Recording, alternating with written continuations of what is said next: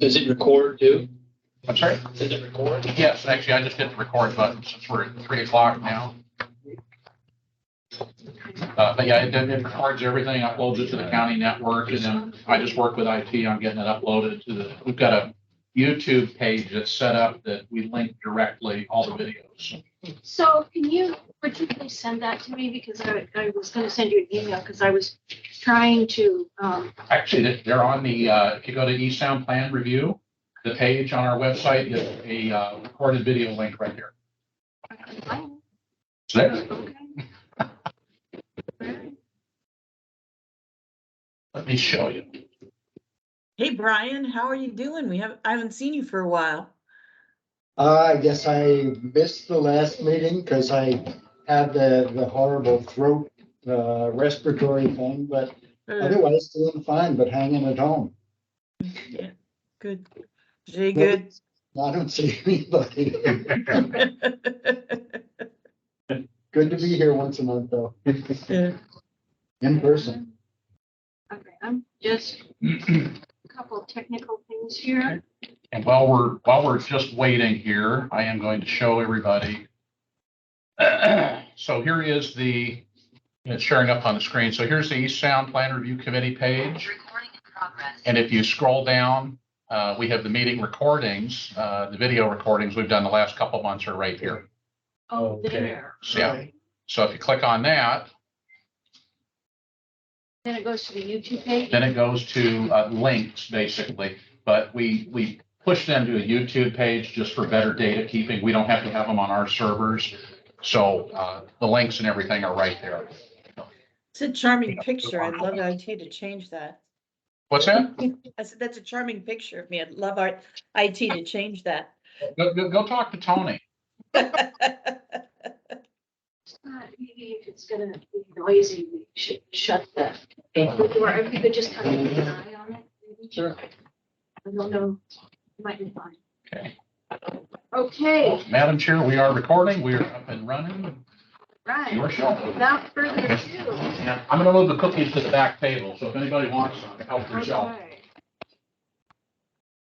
So welcome to the East Sound Planning Review Committee meeting. It is January 5th, 2023. So we are at the Orcas Center. We are online and Orcas Senior Center, excuse me. And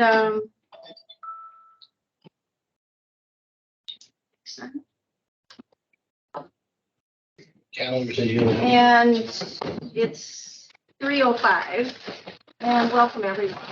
So since committee members, are there any additions or modifications that you have for the agenda?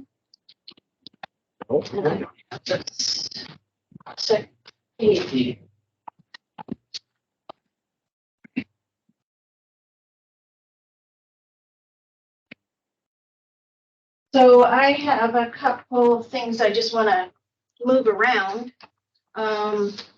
One being, I'd like to add another public comment. Someone is in California and in the middle of transporting their daughter from a class. And so I'm hoping they'll have an opportunity to be able to come on before we end today. So I'm going to add it right before the permit review. And if she still hasn't been able to get online, maybe we'll just check in again at the end. I just wanted to give her an opportunity. I had a conversation with her yesterday, so I encouraged her to call in today. And is it about something on the agenda today? Huh? Is it about something on the agenda today? It's just a public comment about permitting. Yeah, it's not specifically about something on the agenda. And then on my comment, I just put a couple share report, which I normally don't do, but I'm going to move the last month's permit comments to the beginning of the permit section. So that's okay with everyone? Mhm. Council person Cindy Wolf, welcome to 2023. Yes, indeed. Thank you. So, council's been on hiatus since December 13th, so not much happening in our world. But at the end of that time, we did look at the lodging tax committee awards, and part of that was setting aside $50,000 for an East Sound parking study. So as you all know, that's a much bigger question than one would think, considering that you have to take into consideration land availability, current codes, regulations, and the financing, potential financing, and mechanisms to collect funds. So David came to us with an ask for $50,000 to be able to hire a consultant to do a comprehensive study, and that was granted as part of the LTAC funding. Other than that, the most important things are probably coming down the pipe right now. So during the council retreat, we're going to have a pretty significant set of conversations on housing as far as the next year is concerned. Unless something drastic happens, it is likely I will be serving as the chair of this county council, which means that I get the honor of being able to set the agendas and have some momentum behind the initiatives I'd like to see happen, and housing's really at the top of my list. So we will be working on that together. And we also have a lot of code updates coming up and critical areas ordinance.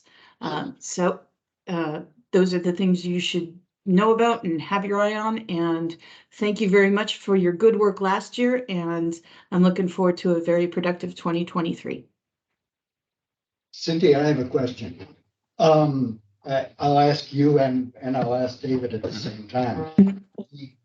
You're hiring a consultant to do the parking study. In our recommendations regarding when the in lieu parking permit plan was scrapped, the EPRC offered to be part of a study and to help in counting spaces, contributing local knowledge, and so on. So what's the public process attached to that, and will we be included in that?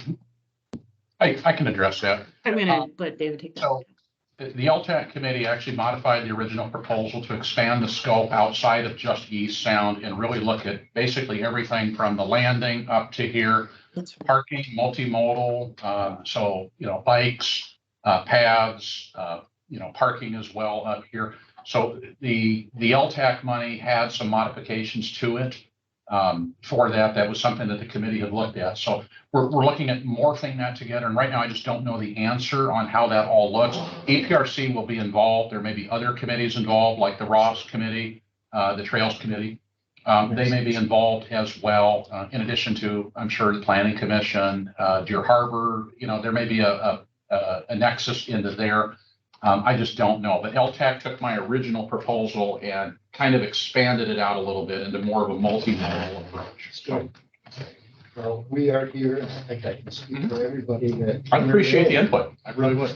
So in this, it's going to be more than just parking if you're going to bring trails in and stuff. Well, part of the discussion is going to be, how do we eliminate some cars from the equation?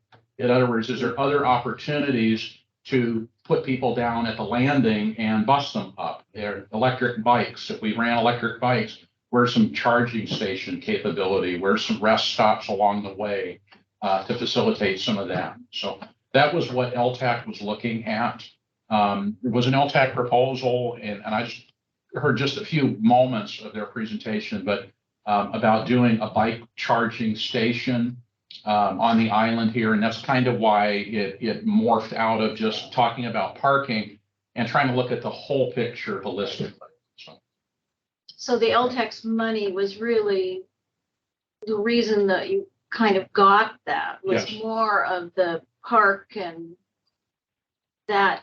No, they added it to my request. Okay. So in other words, they stipulated that the money is great. They totally support the East Sound parking, but they wanted the other pieces of the puzzle added into that. If we're going to do a study, let's look at everything, not just a small portion of it, Okay. which really is the lion's share of it, the parking. It makes a lot of sense that you're factoring in possibly some kind of Mhm. public transportation from the landing to East Sound. Yes, absolutely. That really does tie in. Yeah, absolutely. Yeah, but also that's more of on a tourist, dealing with the tourists where, a lot of our parking in East Sound has to do with employees and the people that live here. And so Mhm. so I'm encouraged that, it's happening, but the East Sound portion that we've been promoting and,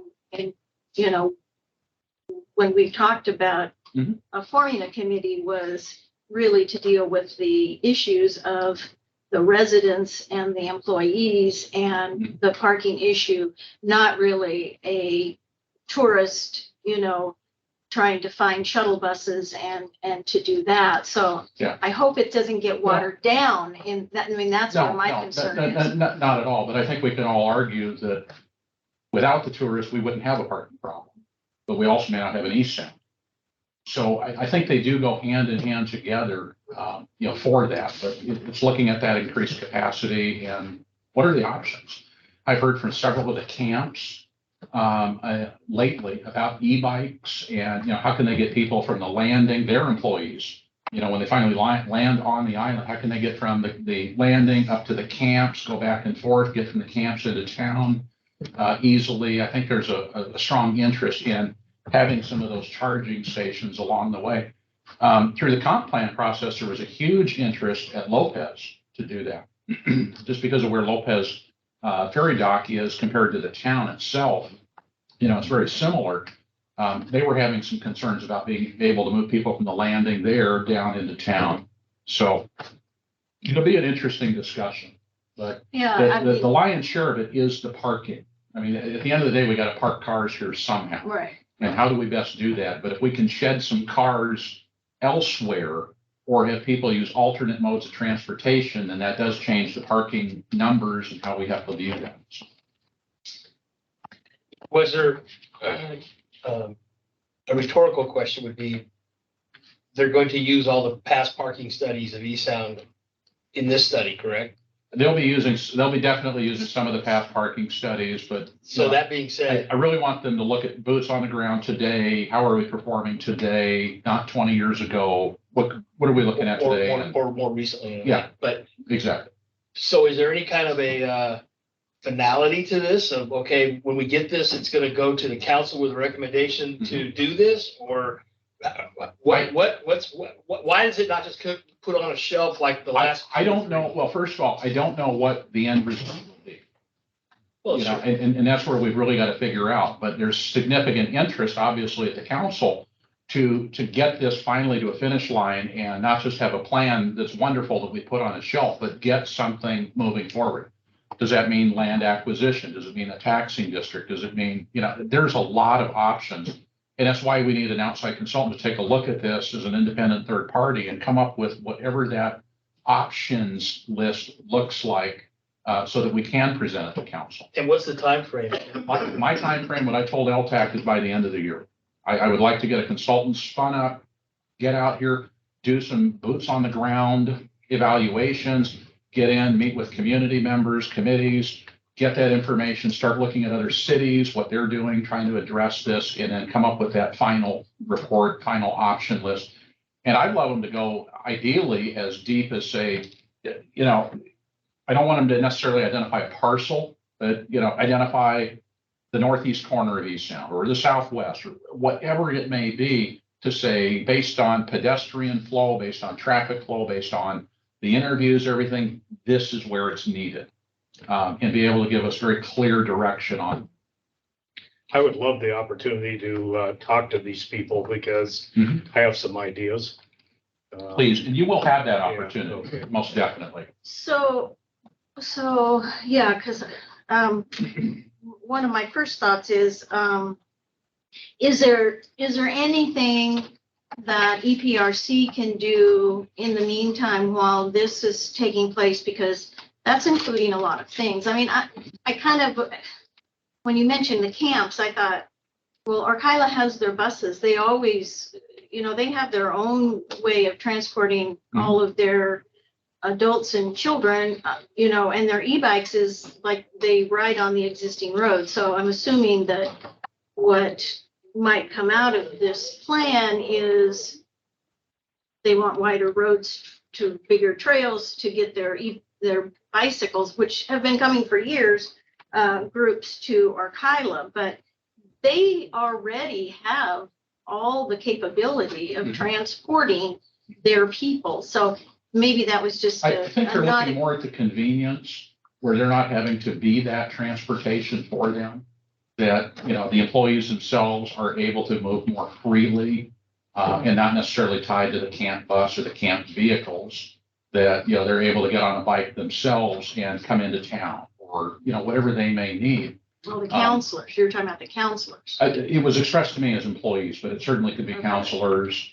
But I think they're looking for that additional freedom where they're not having to put their vehicles on the road. Is about a year, well, I'm guessing about a year ago, there was talk of securing, and I think they said that some of the easements had been secured for an off-road path from the ferry to the information side. Is that still alive? I don't know. Yeah. I don't know. That would be a Colin question. Yeah. And I just don't know the answer on it. Okay. Sorry, it's out of my wheelhouse, unfortunately. Sounded good to me. Well, and quite frankly, Huh? The study should answer. yeah, Yeah. and quite frankly, those are good options. I mean, if we can have an off-road trail that's, functional for e-bikes or mountain bikes, something, just walking even, something else to get that movement through there. I mean, every e-bike we get off the road onto a trail is a little safer of a road. Yeah. It's a little more capacity. I of a thought it road. was a great idea. And there are also easements on through Crow Valley, Johnny Mudd was I leading it up. think, Was he? Yeah. for a trail. They were working on that from Fowler's Corner. Off-road, yeah. Yeah. So that would be part. Those were, I thought, From, pretty secured. well, yeah, there, a lot of it is land bank property from, the, Southfield Farm almost to, Oh, Fowler's Corner, or Shaker Stretch Corner would be, because that's all land bank. no, I'm That was, talking about To, going west to Turtleback. oh, okay, Yeah. Land bank owns most of that land. okay. For a right of way. Well, anything that we can do, Mhm. because time is Yeah. kind of the essence, and another year is a long ways away. So This is good. this is It good. is good. And quite frankly, the LTAC committee, as I said, was extremely supportive of it. And obviously that flowed right into the council. Council is very supportive of it. This was one of my promises to you last year. And I now have the funding to be able to move forward and take care of that. Thank you. And, I stand behind what I say on these things. So, the other big thing, Cindy touched on it just a little bit, is the critical areas ordinance. We're working on that right now that we've got some capacity in the department. That's got to be updated right now as well. We're working on a path to get that updated by the end of this year. So we'll be feeding some things into you for the critical areas ordinance for comment. Probably, if I was to throw a dart at the calendar right now, probably this summer, July-ish, June, July-ish, right in there to get that done. So, Okay. and then a whole bunch of code amendments. What is your mandated time frame on the critical areas? We want to have it done by the end of this year. So But I mean, is there a state mandate? there is, we're a little past the state mandate right now. We want to get it done. I want to get, and part of this is I want to get the best available science locked up. I want to get the code locked up now while I have a better window to do it, because it's technically due again with the next comprehensive plan cycle. So I want to do as much as we can in this year while I've got, I won't say a little downtime, but I've got a better window to work on it right now, as opposed to the critical area ordinance getting lost in the middle of the comp plan discussions that we have to have starting next year. So, and, we have, for the next comp plan, we have an overflow, because we're a small county. We could add a couple years to that. I don't want to do that. I want to hit our statutory time frame this go around, because obviously we missed it by, half a decade. On the last go around, I'm committed to get it done by July of 25, so that we are current across the board on the critical areas, the comprehensive plan. That leads us then into the shoreline master program. We get that knocked out. We have smooth sailing for 8 years after that. And that's really the goal here, is to keep pushing forward, get these plans knocked out, get them done. And then we just deal with the docket requests. Then we just take care of the small administrative stuff. So that's the push we've got right now. And I put together a really solid team in planning to do this. So you guys haven't met Brooke yet, but Brooke Sullivan is a PhD expert. She runs one of the international organizations on eelgrass. She is the foremost expert in this region on eelgrass preservation. She's also a certified arborist, done a tremendous amount of work in the Sound. She's going to be spearheading the critical areas ordinance. Sophia is going to shift into writing code and doing all the things we have talked about through the comp plan, getting a lot of those concepts into the code now. She's going to be working on all of that. So I think we've got a good team going forward. And then I've got another planner, Colin Maycock, who's backing both of them up right now. So I think we're looking pretty solid overall. Jess Medosky too, right? Oh, yes. I had Jess Medosky. She's not going to probably do any of the comp plan or the What was the name? Jessa Oh, Jessa, okay. Medosky. I got it. She is another PhD level planner that I just brought in. She's actually working on our current planning. So she's trying to take care of a lot of the tree issues, shoreline stuff on the current plans, the current permits that we're working on right now. But we've got a very solid team put together now to take care of these. Is Jessa a planner too? She is a planner too, yes. And Brooke? Is Planner 4. planner 4. Brooke is officially the environmental planner for the county, is her official title, but she's a planner 4. She's a dynamo too. She is. Really smart, and I got a chance to meet some of her students from her work with young people, and she's got a very solid commitment to interface between urban areas and ecologically sensitive areas. That's kind of where the sweet spot seems to be. So I think she's an enormous asset to the county right at this pivotal moment in time. Oh, good. And just to refresh my memory, Colin is a planner 4. Planner too. 4, yeah. Okay, well, thank you for Uh-huh. all of that information. Here we go. Glad I'm not on the motorcycle. Yeah, you on your boat? I wish. No. Okay, so I'd like I to rode my open bike over this today. up to public comment. We do have some public members in person here, and Looks like we have one online too. we have one person online. So Kathy, are you here to listen, or did you want to say something? No, I'm just here to listen. Okay, thanks, it's good to see you. And I forgot your first name. John. John, do you have any comment you'd like to make at this time? Okay, so I just wanted to let everybody know the committee members all received a copy of the annual report that was sent in on the 30th of December.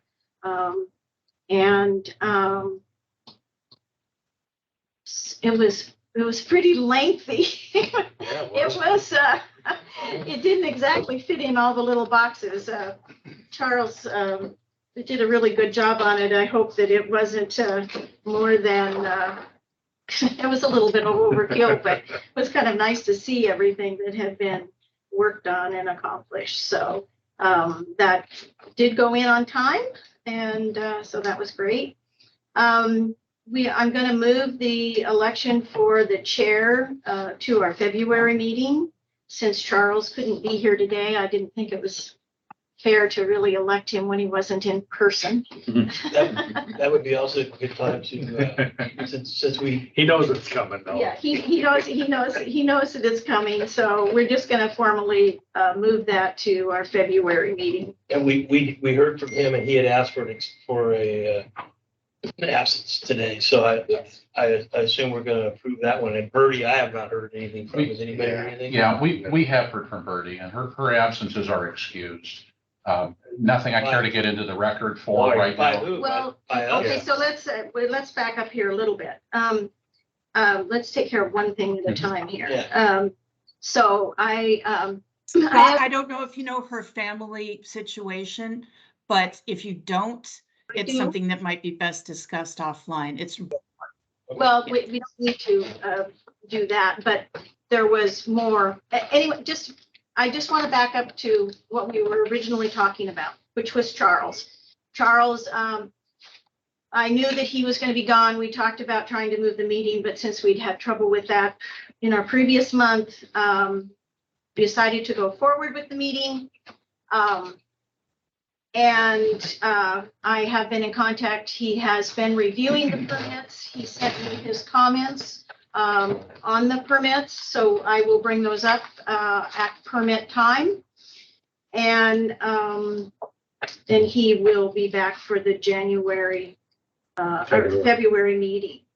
So to address the other with not necessarily personal issues, I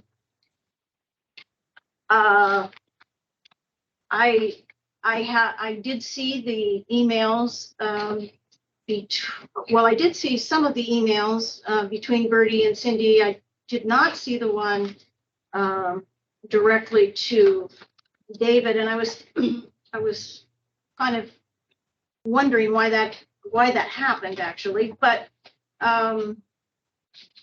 Birdie was appointed in March of last year. She did attend that meeting in March. The only other meetings that she attended all year were April, May, and September, which was before, I think, what David and Cindy are referring to. I enjoy Birdie. There's not a question, but we are a working committee, and when I had asked for her to do some things because everybody else had tasks, she was unable to do them in the spring, and said that she would not be able to do them. And so, and according to the code, which we had brought up in our September meeting, she had missed 3 meetings. If you miss 3 meetings, and that was before this personal issue.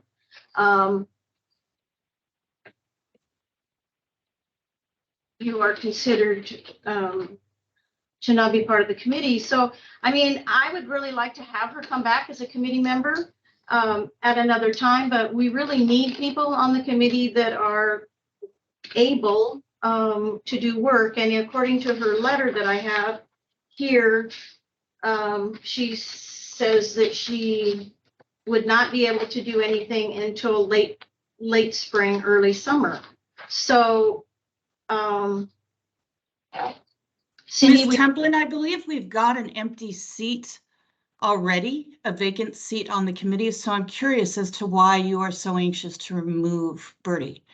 I'm not anxious at all, but I know that when Sarah was appointed in January and attended a January-February meeting and missed March and April, that you approached her asking her if she'd be able to participate, and she didn't. So I'm sort of following your lead in what you've done with the last previous one. Ms. Farish asked me to remove her. Well, she had. I asked if she was still interested in being on the committee. You weren't there for the conversation. We were standing in roses, and I asked her how she was, how her family situation was. We've been friends and we'd known each other for some time. And I said, look, are you still interested in being on the committee? That's fine. If you're not, let me know. And she said, I'm really not able to do it right now. And so that was her answer.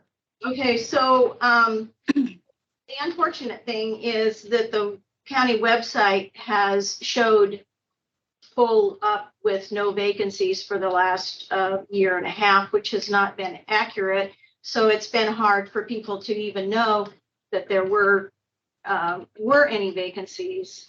And so it's just that we need people that are willing to work. And, you know, and when anybody has missed meetings, they've always contacted the chair. And for the last 2 years, when it's been me, to be able to make comments, and Sarah did that, as well as other members that are currently sitting here, in being able to participate in the meeting by making comments about permits or making comments about the Children's House trees or any of the other things that we've been doing. And unfortunately, that hasn't been the case with this particular member. So it seems that it really impedes the committee to have someone on the committee that's not on the committee.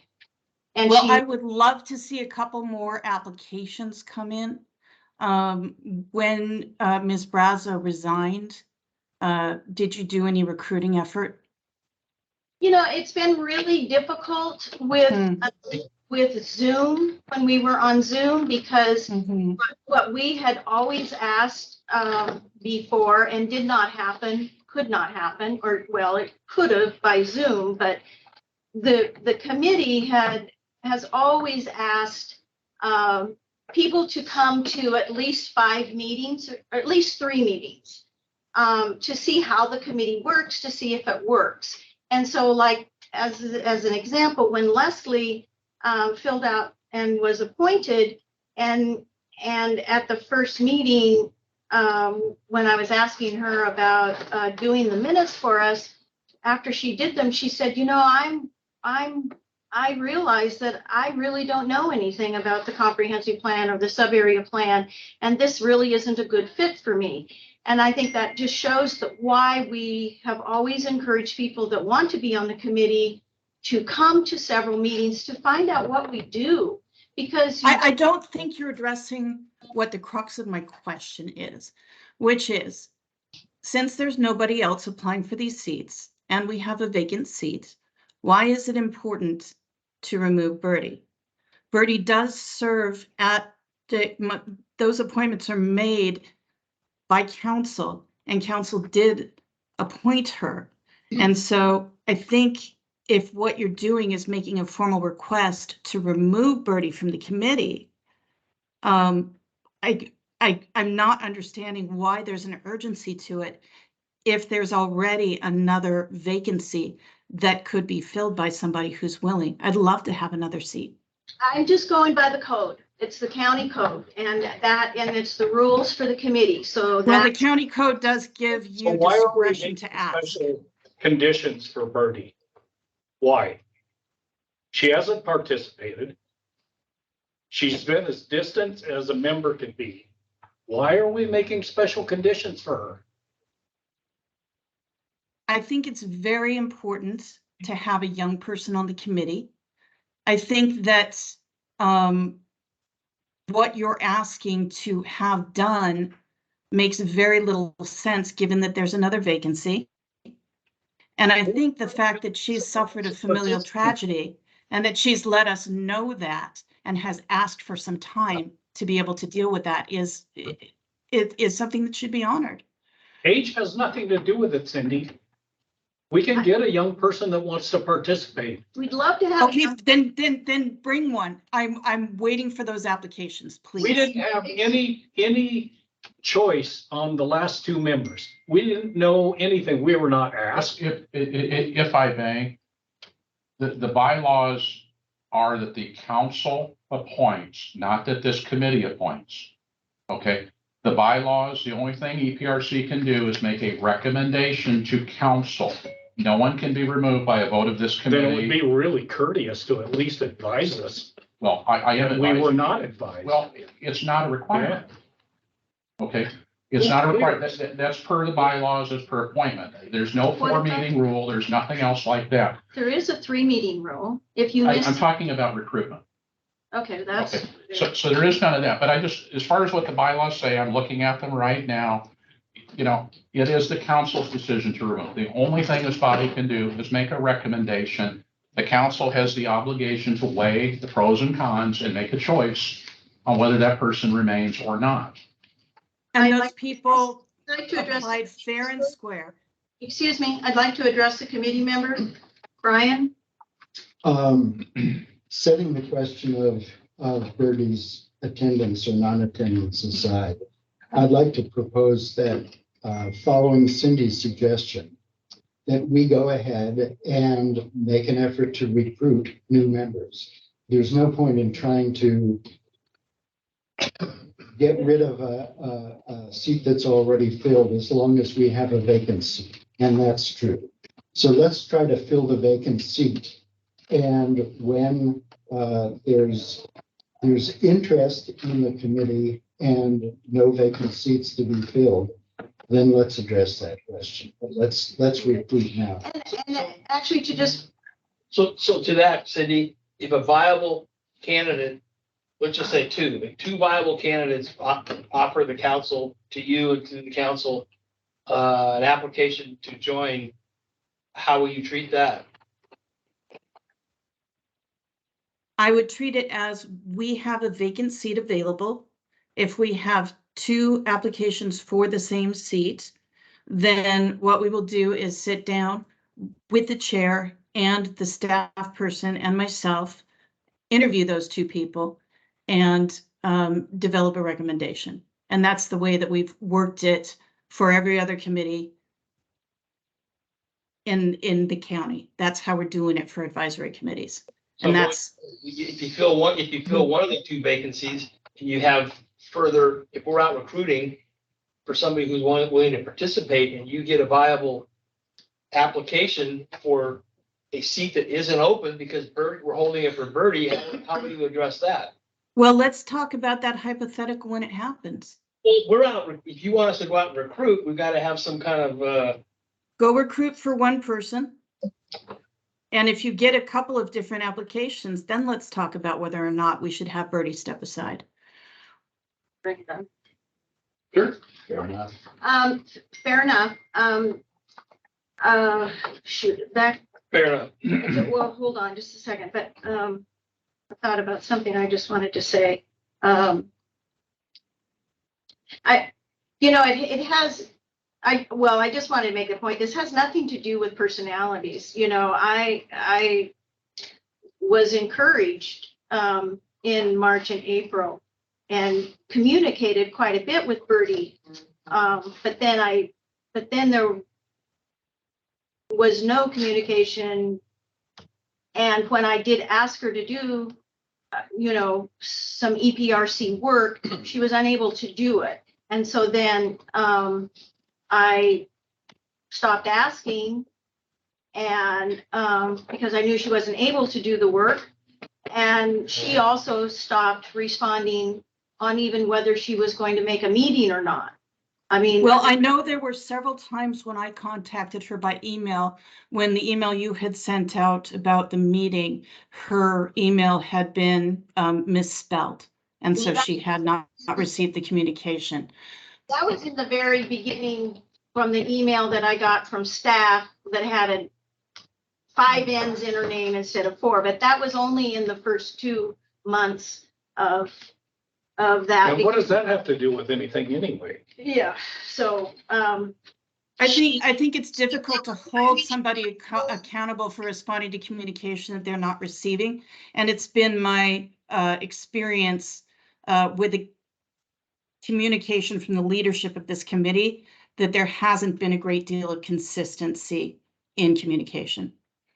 well, when I have sent her things and she has not responded to me, I have continued to send her things until I received an answer from her.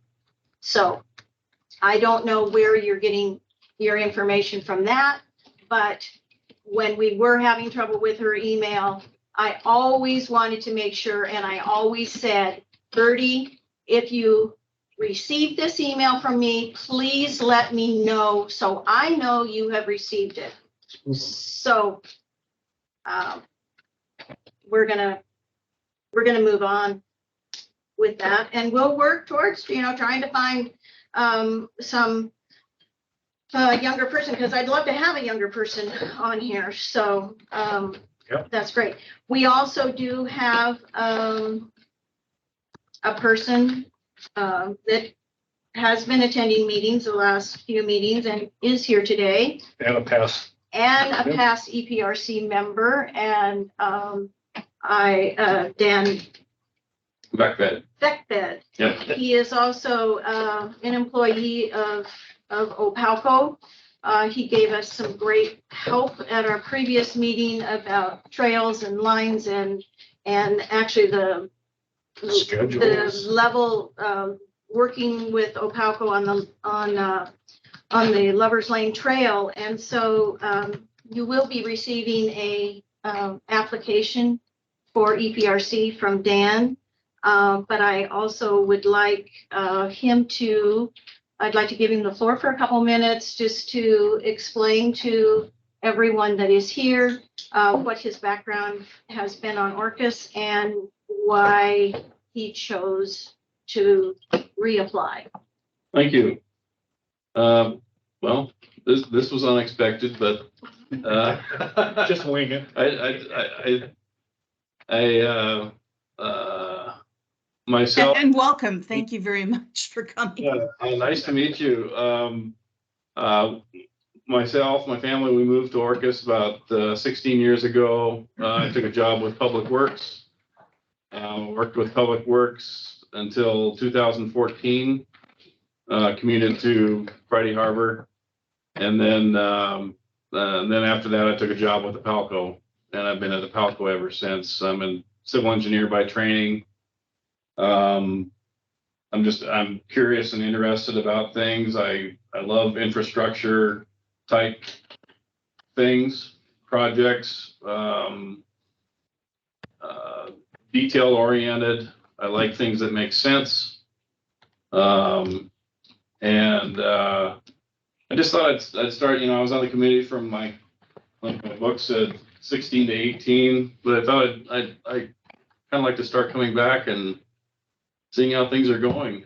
I'm very curious and interested in how things go here in East Sound, but also Orcas in general. And I just like to see things that make sense from an infrastructure standpoint. And I, especially, with given the issues we have with housing and affordability and all those things, I see that at work. Every day we have a hard time recruiting because people take one look at the islands and go, I can't afford to live there. Where am I going to live? How am I going to live? And so that has become a real problem here in the last, I would say 5 years is when I've paid attention enough to notice. So, but I enjoyed my time on the EPRC previously. We worked through the visioning process, and I was a part of a subcommittee on that. That was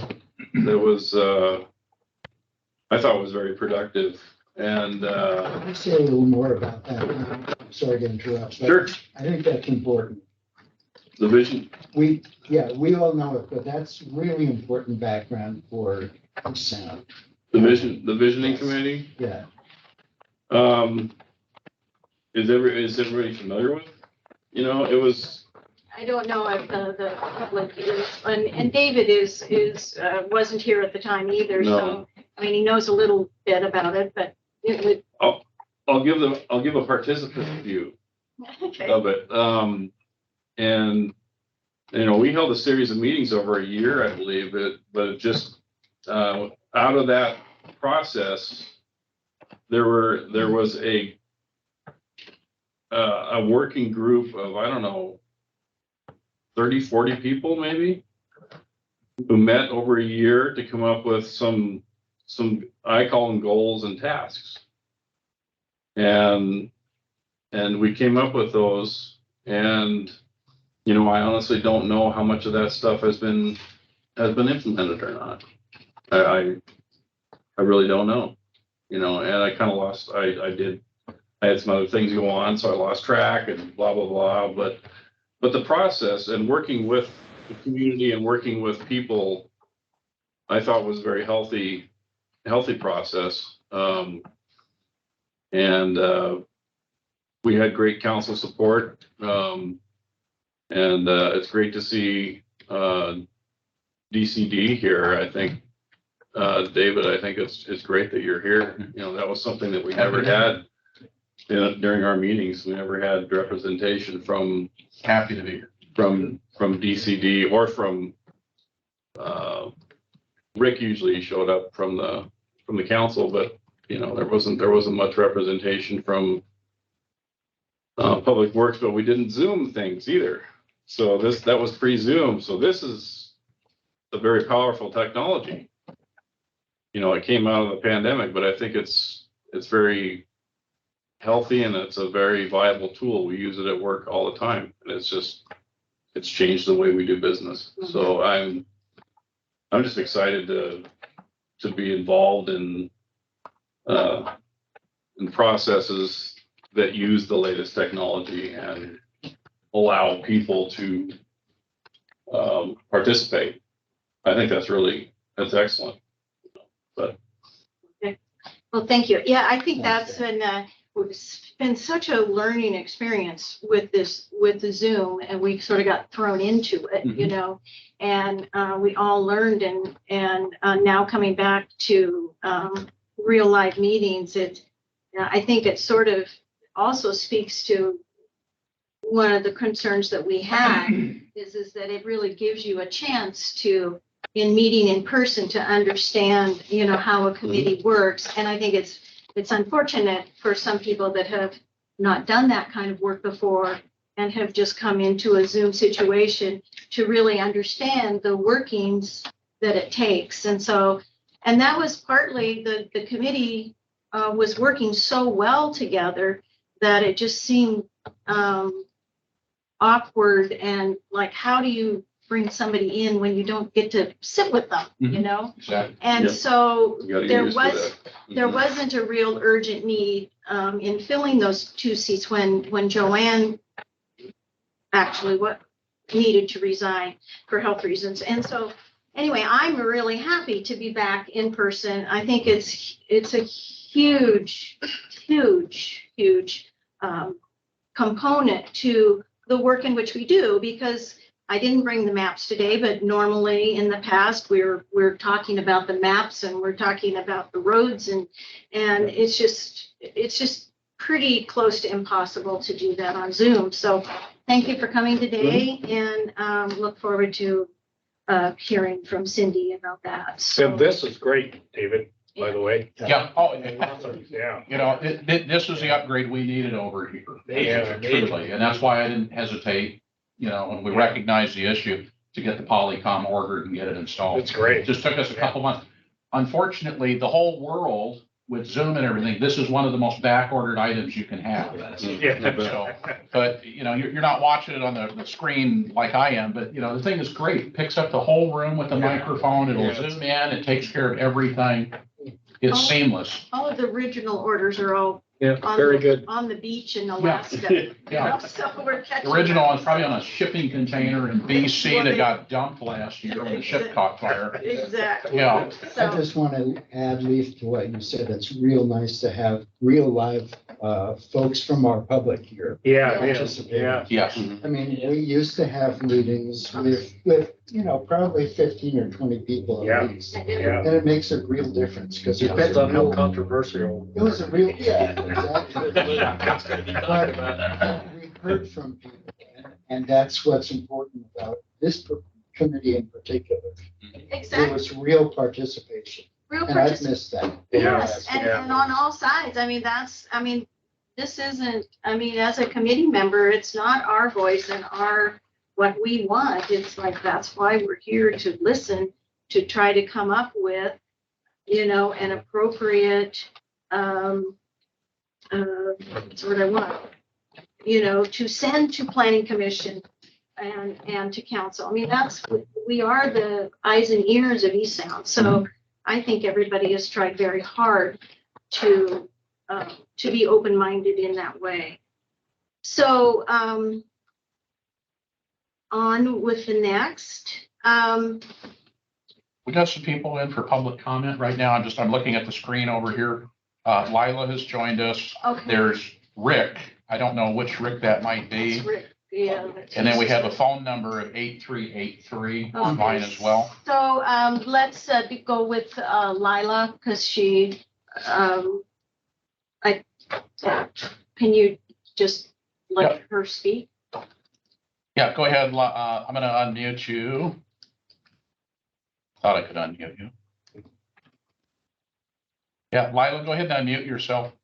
Here we go. There she is. We got video, but no audio. Hello, can you hear me now?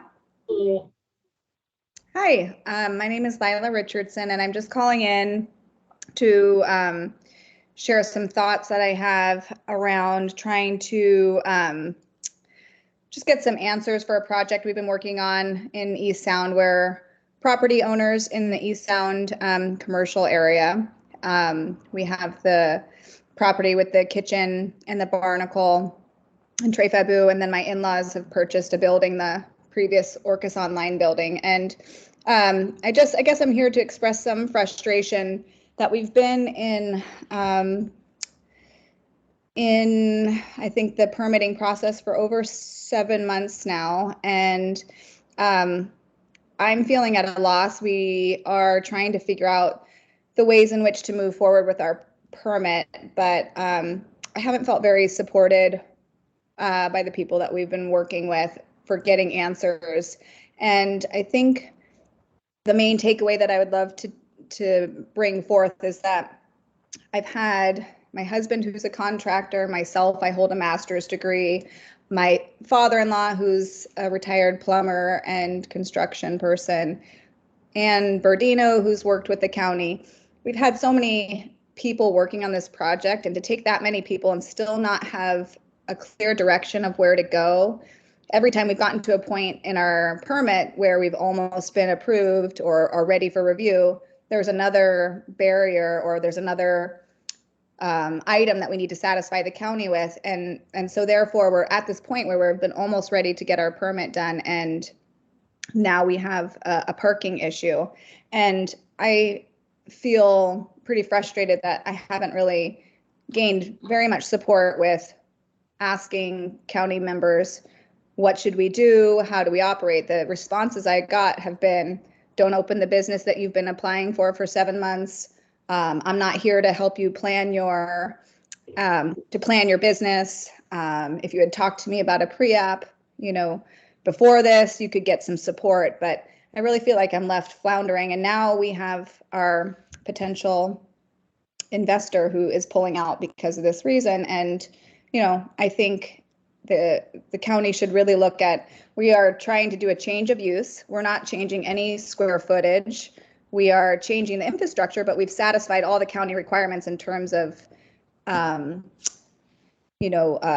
upping our septic system, we're improving the foundation, all the different things. And now we're at this last issue where we're being told because we can't satisfy a third parking position that we can't open or improve our building. So I've asked several different people, and I have no answers as what direction we should go. The parking for East Sound is a countywide issue, and I feel like it's being asked for us to solve this problem that no one really has an answer or a solution for. And there's been no interim plan to put in place for those of us waiting to continue our construction or get our permit. So I guess this is just a plea to the county to look at the permits that are in process right now and realize that there may be some need for communication and more assistance to people who are in the middle of this process who kind of need to move forward.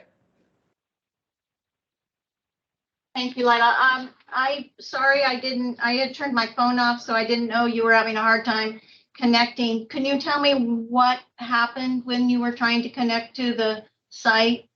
Well, it's the wrong link on the county website. There's not the appropriate link. So I had to call Sophia and get the correct link to the meeting, which is different than what you had on the county website. The minutes are correct, but not the one on the county website. The website was accurate. We all dialed in on the same link. Yeah, The okay, agenda so, okay, so for future, if you open up the agenda on the county website, the link is there. Yes, I'm just saying I wouldn't know that until now, and I will definitely take note of that. But if anyone else is trying to dial in and might not have, it kind of restricts people. It's one of those. I think this is actually a perfect opportunity to say this is kind of what I feel like I've been experiencing along the way, which is I get information, it's the wrong information. I try and do the right thing and follow the trail. There's no, from the get-go, I looked at our permit, I've looked at every itemized thing that we needed, and it's kind of all, there's no one clear place to get information, and it's frustrating. It takes a lot of work in an already sort of cumbersome process. So, Okay, thank you. I really appreciate you calling in today because I know you're not even here. So that's, thank you. yeah, thank you, Leith. I don't know, who was the other? Rick does not want to. Yeah, I've got say. a Rick, and then we have a phone number ending in 8383, So, and they are unmuted right now. I don't know whose phone that may be. so if you're on the phone and you'd like to make public comment, go ahead and start speaking. Otherwise, we will move on. We will have, well, I will have another public comment period, even though Lila did, but I've already assigned it to before permit. So if you do want to say something, then you can come back on, and raise your hand is a good way of doing that. So I just wanted to move on to the work plan. I don't have the, does anybody have the year-end report? Oh, Yes, well, I have it on. okay. Do you have it up right now? Yep. Because I think it has some work plan 2023. So can we maybe just go from the top of that and Sure. see if anybody has any comments that they want to make? Okay, you want to take them one at a time? Yeah. Okay, update the goals document portion of the East End sub-area plan. Okay. Next. We all know that that's at the top of the agenda and at the top of David's, we're almost at the top. Yeah. So I think what we'll do is we'll look at this, and then we'll figure out which agenda and which meeting we're gonna really delve into those. So a couple of these, maybe we can. That'll be a lot of agendas. Yes. Okay, work with DCD director and staff on updating the regulations document of the East End sub-area plan. Same thing. So that's what we're gonna look for direction from you when that happens, to respond accordingly at appropriate time. So, and if I may, this is just kind of my big whiteboard in my office right now, is I see the sub-area plans, discussions on those really starting at the end of the summer. So right now, what we've got to work on first is Sophia's got the first batch of ordinance changes that are comprehensive plan specifically related. So like rural clusters, we went from 8 to 12.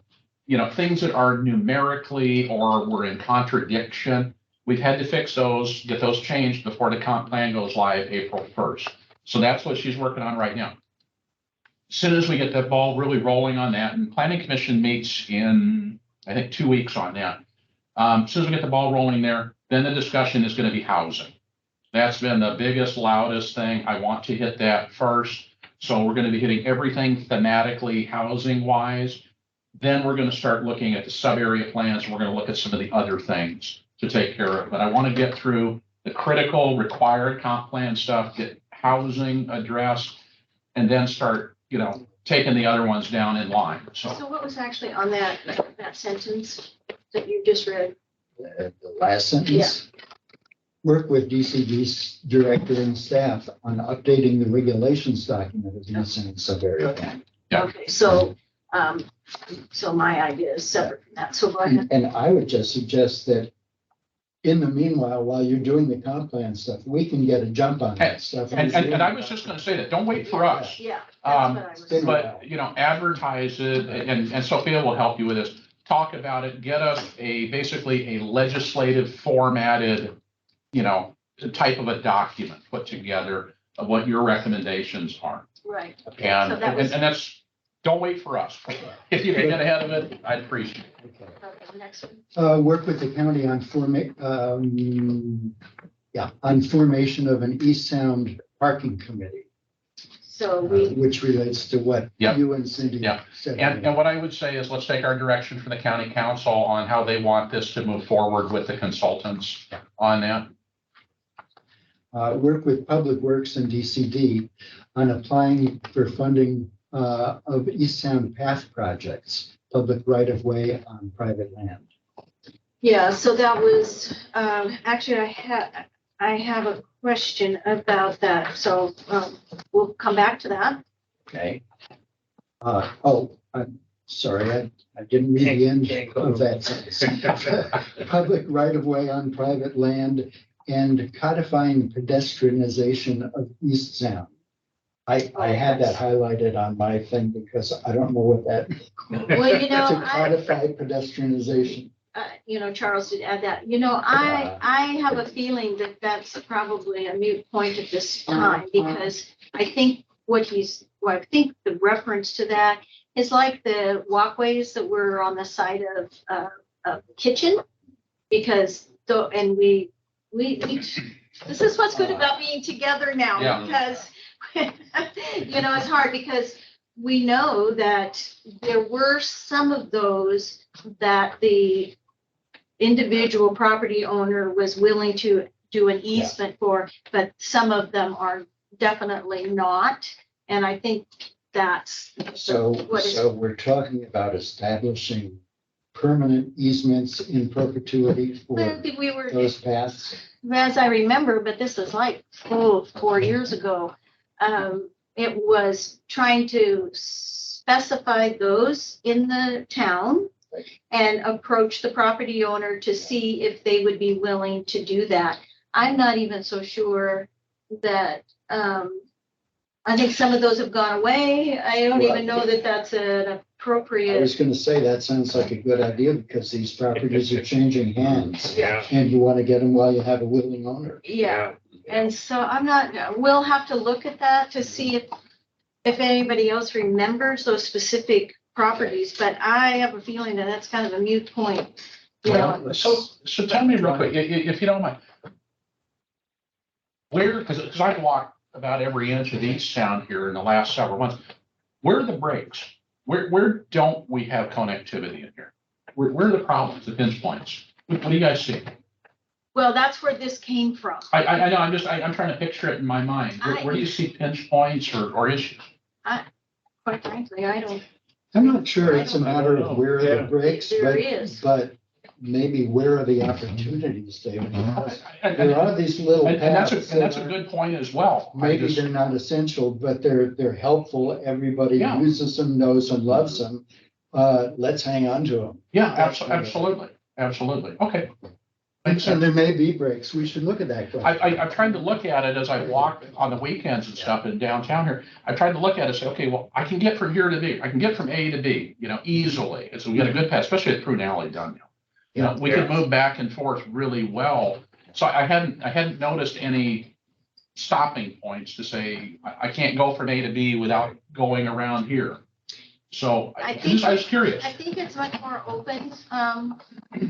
I don't We should know. look into that. Well, I'm thinking of, just to give you a couple of examples. Mhm. There's a pathway between the kitchen, which I don't know whether Charles owns the kitchen. No, anymore. Lila He does. That's right. Mhm. Between the kitchen and what's in back of it, which was just recently, Oh, the other restaurant. no, the clothing Trey store. Fabu. Oh, and. Trey Fabu, thank you. But now I'm that, but see, now that that other trail is So Fern Street, just give you an example. That, There's that little pathway, informal pathway, but everybody here uses it. Mhm. There's another pathway that goes from the back of the village green, right behind the stage, Mhm. to the property where the athletic club is. Yeah. Yeah. I don't know who owns that, right? That's Public Works. I think that's. That's Is that Public right? Works property, Okay. yeah, so that's That's all, helpful and that's good. that's protected. Yeah, yeah. Good. So some of them are, some of them, aren't. just examples. Oh, so the other one was from the back, you know, where, Mesha is? Mhm. Okay, that asphalt Right. drive. Yep. Okay, there to the new Windermere. Okay. That was a place that was readily used. Mhm. And now I don't know if it is It's because blocked now. I think it's Yeah, blocked it's from the blocked. construction, but it might be I think it's done. done forever. Yeah, So, I think it is. I assume we're talking about John's site here, the new hotel? Or are we talking about a different site? The Windermere is what she's saying, but that's the same building. yeah, Yeah. and the gift shop, you know, you used to be able to squeeze through there. That's probably the area that is pinched more, do you think, than anything in trying to get from the back of Yeah, the museum Mhm. to Main Street. Okay. Because the other building, the two-story building with the material wet and stuff, that's really private. It's really yeah, I think Main Street has more pinch points than Prune Alley or North Beach Yeah. Road. Yeah.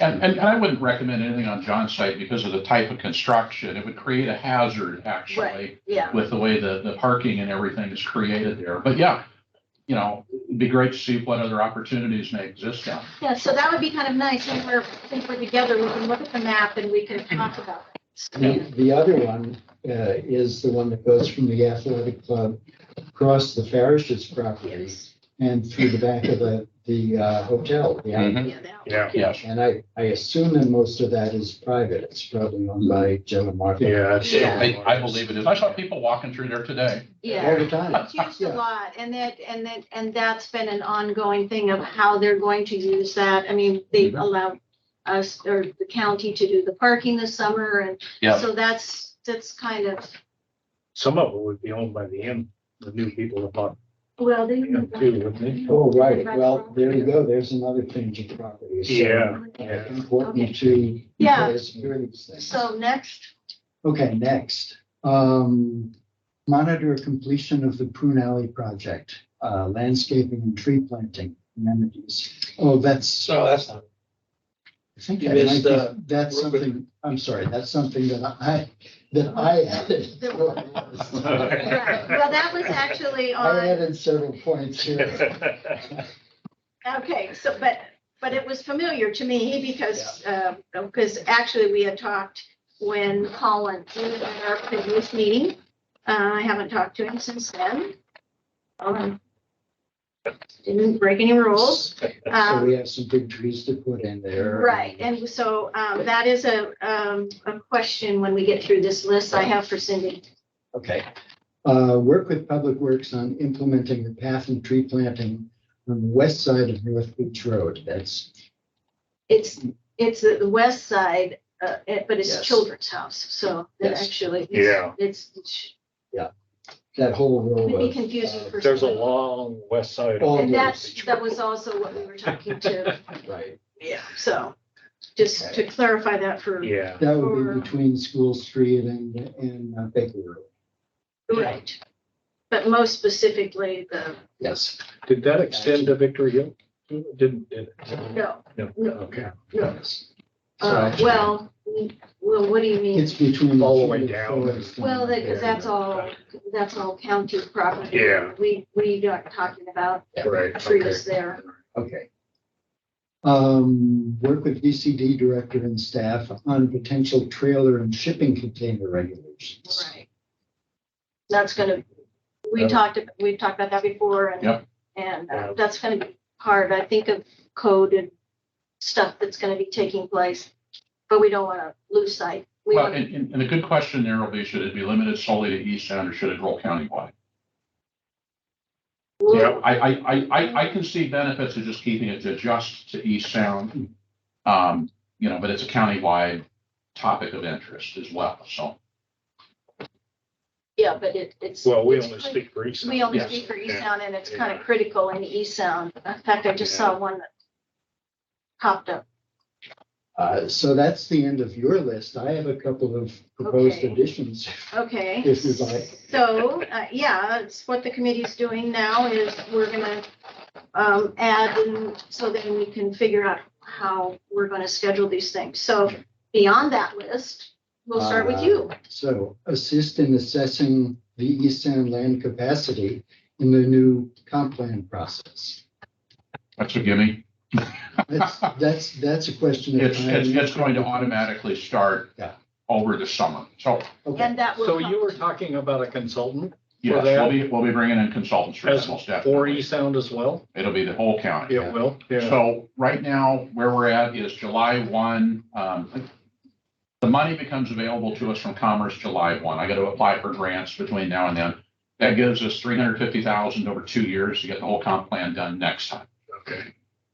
Oh, for the immediately- next comp. Yeah, for the next comp plan. Immediately, however, over that summer, as soon as the money starts flowing in, we need to come up with the methodology that'll be used, how we're going to do that. The land capacity analysis and housing needs assessment, they need to be started basically this summer so that when we get to actually talking about the comp plan, we've got our data, we've got our numbers, we got everything we can work with so we can say, look, we need so many units here, or we don't. Whatever that answer is, we have the answer.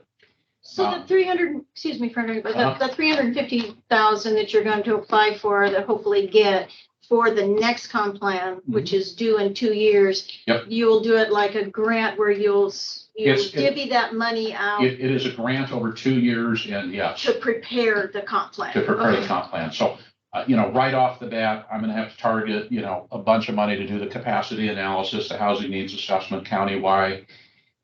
I'm gonna have to, on the back end, I'm gonna need, 50, 60 grand, something like that out of that grant, maybe 75 to do the SEPA, to do the whole review. So we can get the SEPA going on the back end as well. That's about what it cost us to do the SEPA this last go around. So, there's some key pieces there, that are gonna take about half of that money right off the bat, immediately. So is it a consistency issue that we're not doing LCA? Or, Not at all. What the LCA, the methodologies really started in 2016.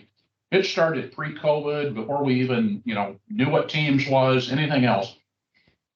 The question that I kept hearing come out of, really East Sound, partially this committee, but Steve, brought a lot of comments to the table about it, is how the LCA was done. Well, we had an approved methodology. We've gone forward with that. What I'm trying to figure out is if we can do a methodology that says, and I'm throwing numbers out here, but let's say East Sound has at maximum build out, the lots remaining, we have 100 dwelling units available in East Sound, in the UGA. We know not all 100 units are going to be built in the next 20 years. There may only be 10 built. right, How can we factor in the built environment to say, this is great, but it's never going to go any higher? There's not a demand. We're not going to build a 5-story apartment complex over here to eat that density up. We're just not going to do that.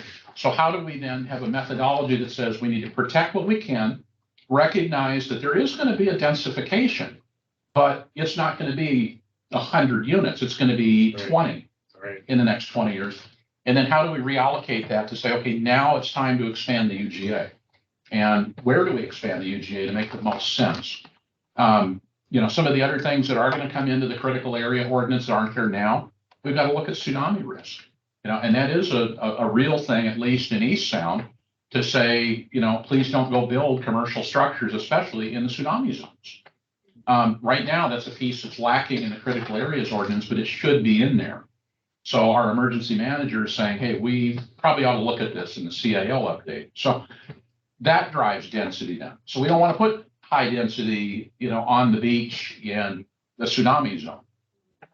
That's not proper. That's not good planning. We look back in history on our last LCA and just kind of interpreted that there would be so many units built of that type or whatever. A lot of assumptions built in. Yeah. Yeah, and So- I genuinely think, if we look at East Sound in the UGA, just taking the built environment into account, I don't see how we're gonna get another 20 units. I just don't.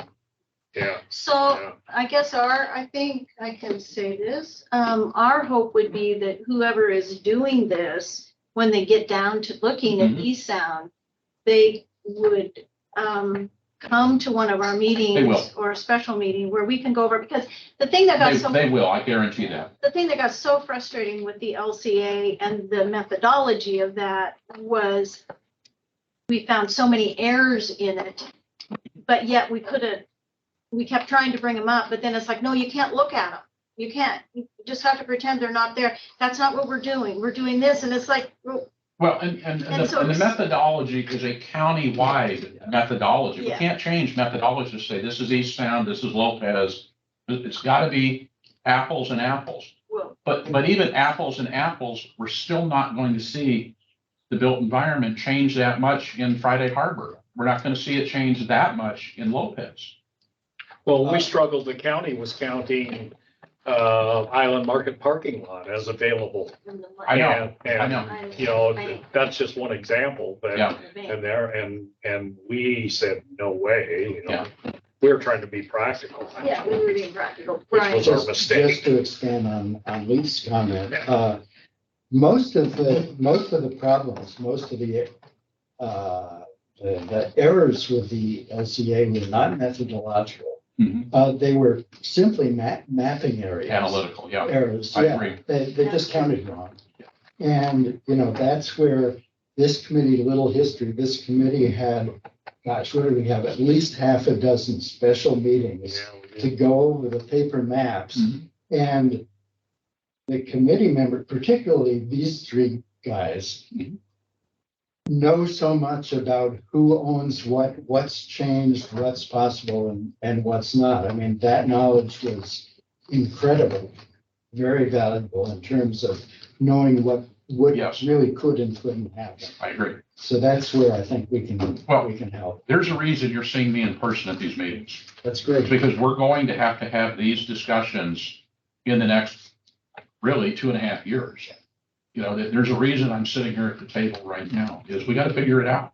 Thank you. And, this is my commitment to you to be invested in this process.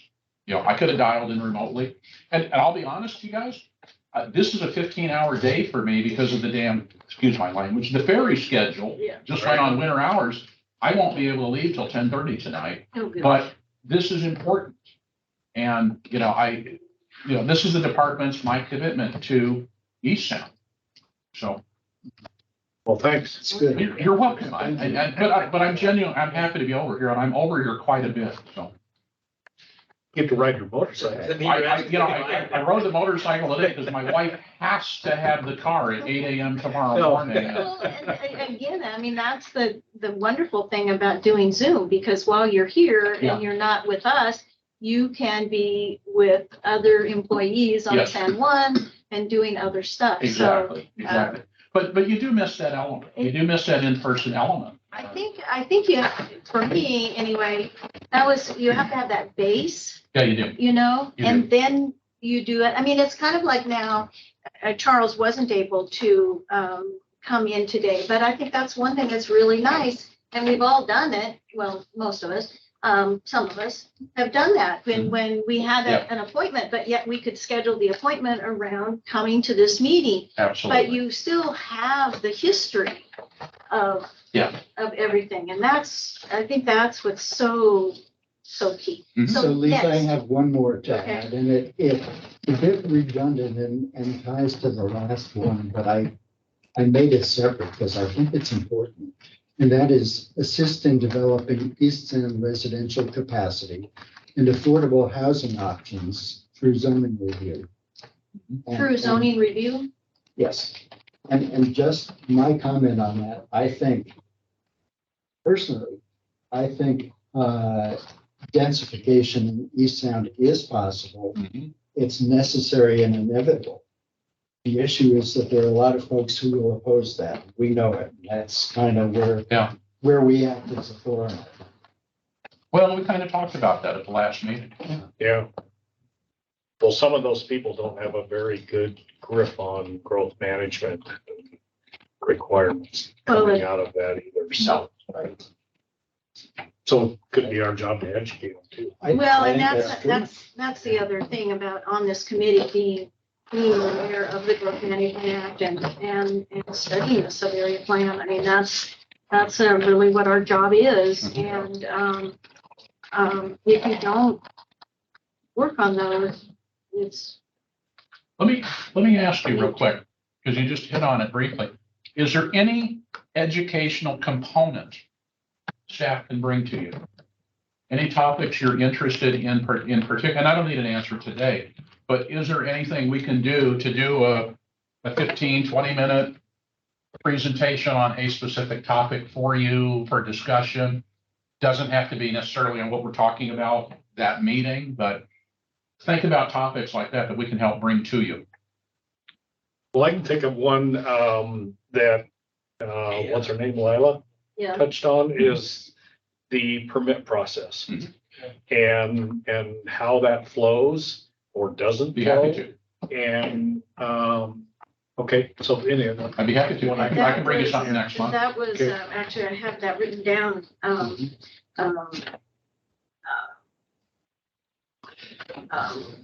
You know, I I think, have one too. And that is, this is something that John Campbell has brought up in the past, and this is history that goes way before me.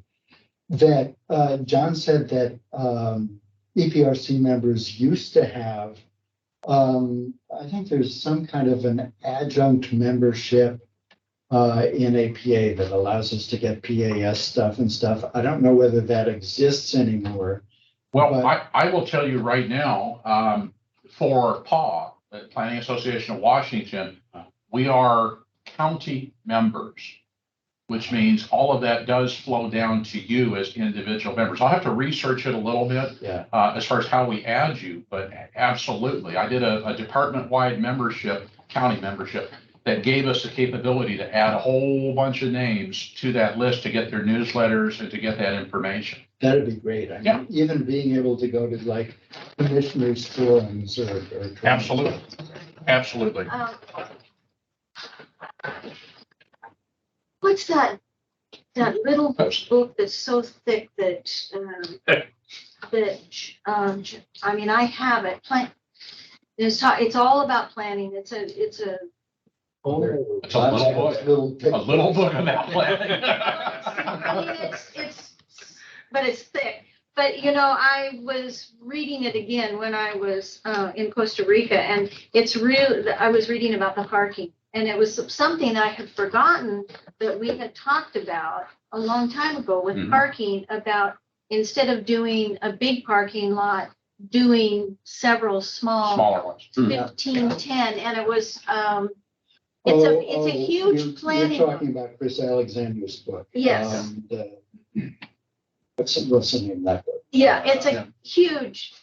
Yes. And I'm sorry, Cindy has had her hand up here. I don't know if it's up to ask a question or if it's been up for a while. Oh, I just noticed that. I'm sorry. Again, okay, She might have something to add.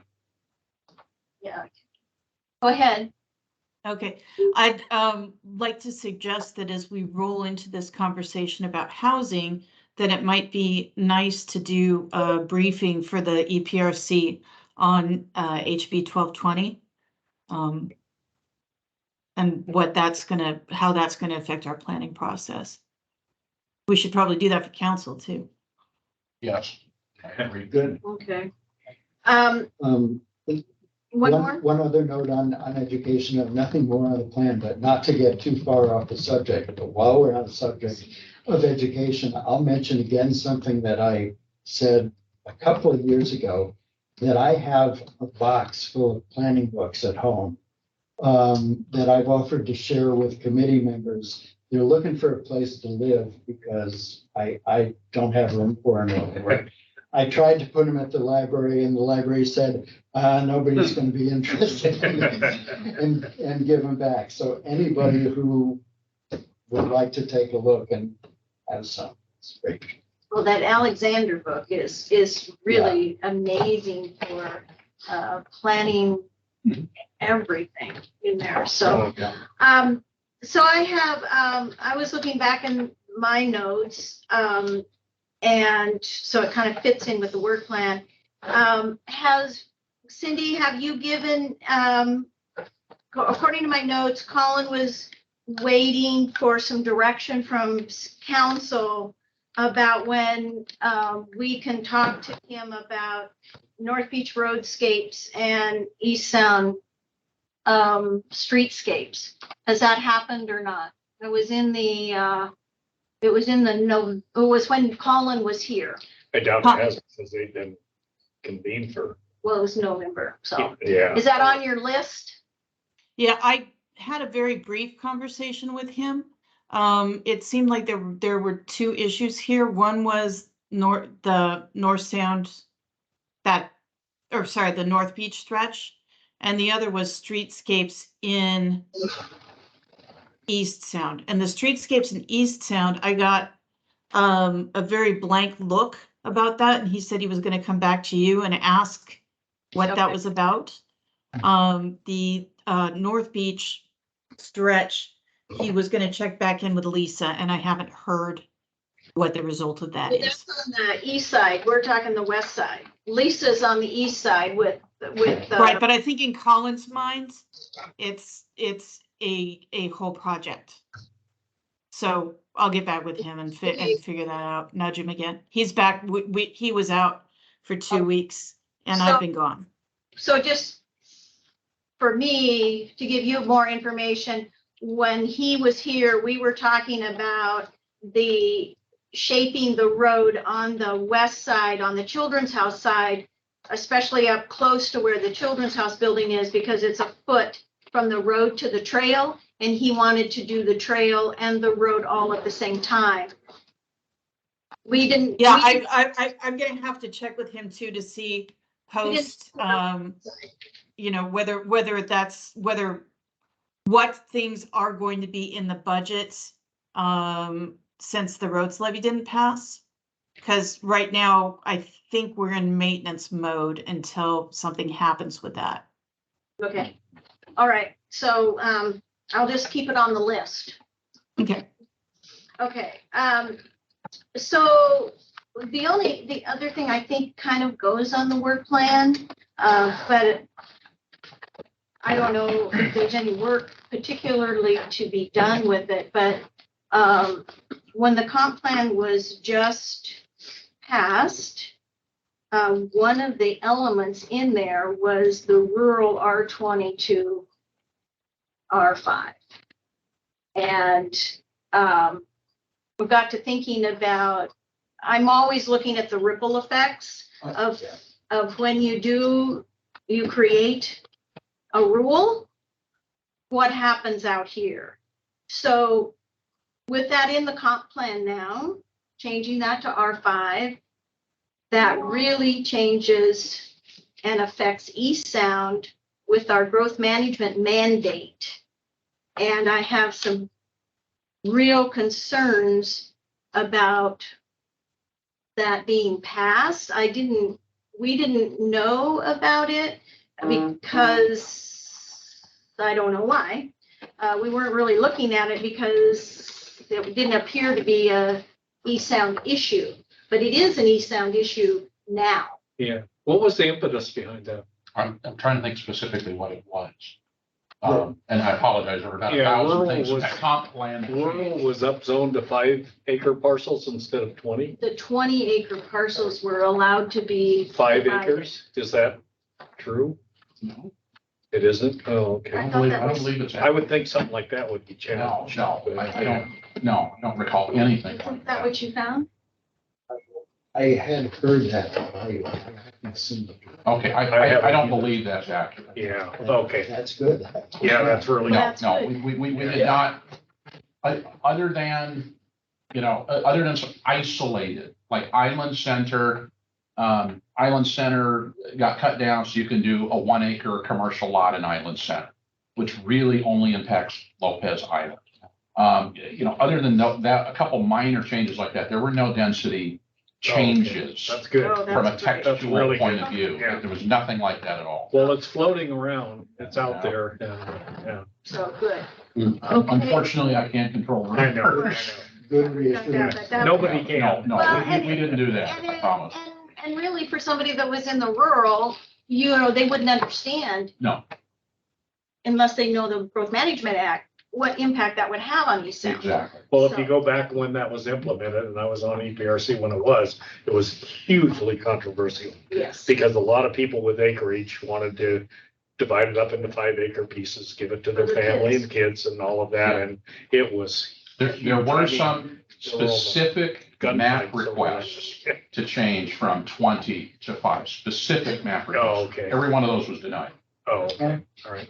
That was not county initiated, that was owner initiated. Those Good. were all shot down. You're good. So maybe we could go on to permits, but before we start the first one,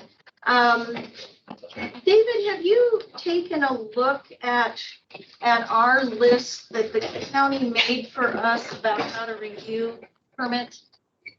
No? I will. Really good. You have it on your, I sent it to you, I sent it, the checklist. Oh, yeah, just- I'm sure I have it. but Okay, I'll send it to it'll take me a you. while. Yeah, go ahead, send it to me. I And mean, it's really helpful. I use a simple approach. I go from outside in. Right. So I look at right-of-way access, pedestrian utilities. I start collapsing in. What does the parking look like? Does the parking meet minimum requirements? Right, okay. Keep collapsing in until I get to the building and then look at building. Well, code. maybe you could give us your input. But, yeah, I would be happy. And it's Yeah, that'd be great. it's Yeah. It's pretty good.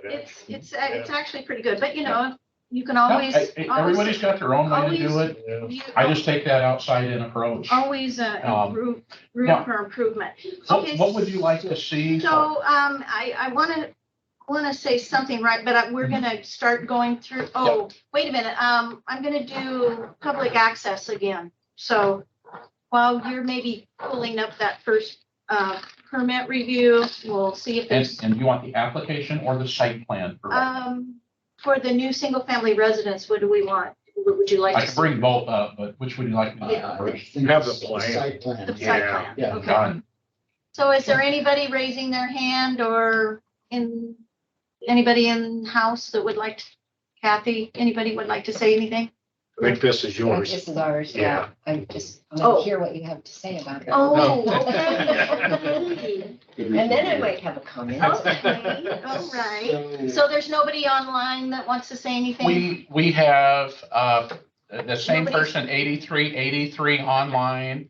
Lila is still online. It looks like Rick may have dropped off. Okay, yeah, okay, so, if you're online and you do want to say something, go ahead and unmute yourself. Otherwise, we will continue on with the permit review. But before the permit review, I want to say something, I want to express a question, concern to David. Mhm. So in the past, for a period of time, I think prior to you, but maybe it happened when you first got here, we were given the permits before they went to the planners. And so it gave our committee a chance to look at the permits, to make comments, so that when the planners sat down to do their work over there, they had all of our input. So, last month, when we did a permit, and made comments, we always send the comments there. I got an email back from the planner stating that they were confused about she says, I'm reaching out for more details on one of EPR's comments on the building number. And can you clarify that about the number of diners? And so I wrote back because I went back and I looked at the permit and I realized that we had been confused about the drawing and the number of seats. And so when I looked back at that, I realized that that part was all okay. And then she had said that they checked into the sewer, blah, blah, the other couple things that we said. But that the parking, that the lot was so small in East Sound that they weren't required to do any parking.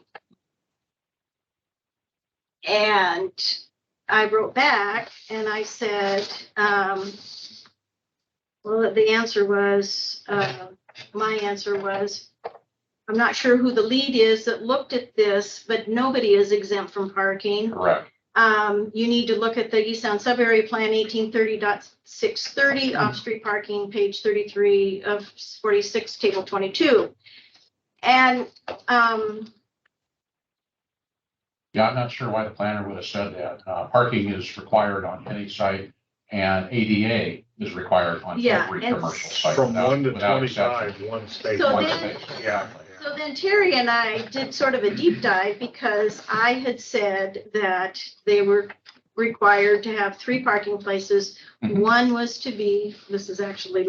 Yes, it is. I spoke with her for an hour yesterday. Oh, you did? Me too. Mhm.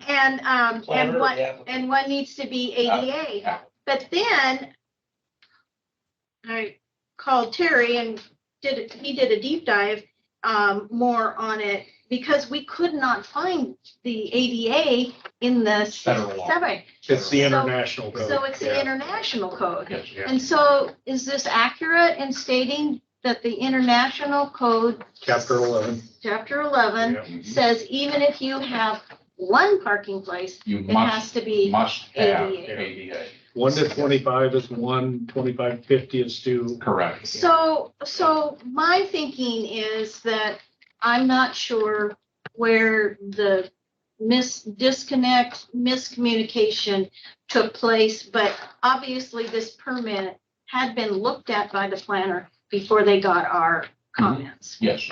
And so that just kind of shows Well, what is. and timing wise, we can't wait in processing for EPRC to make comments before we start our review because we're under a statutory time frame to turn a permit around.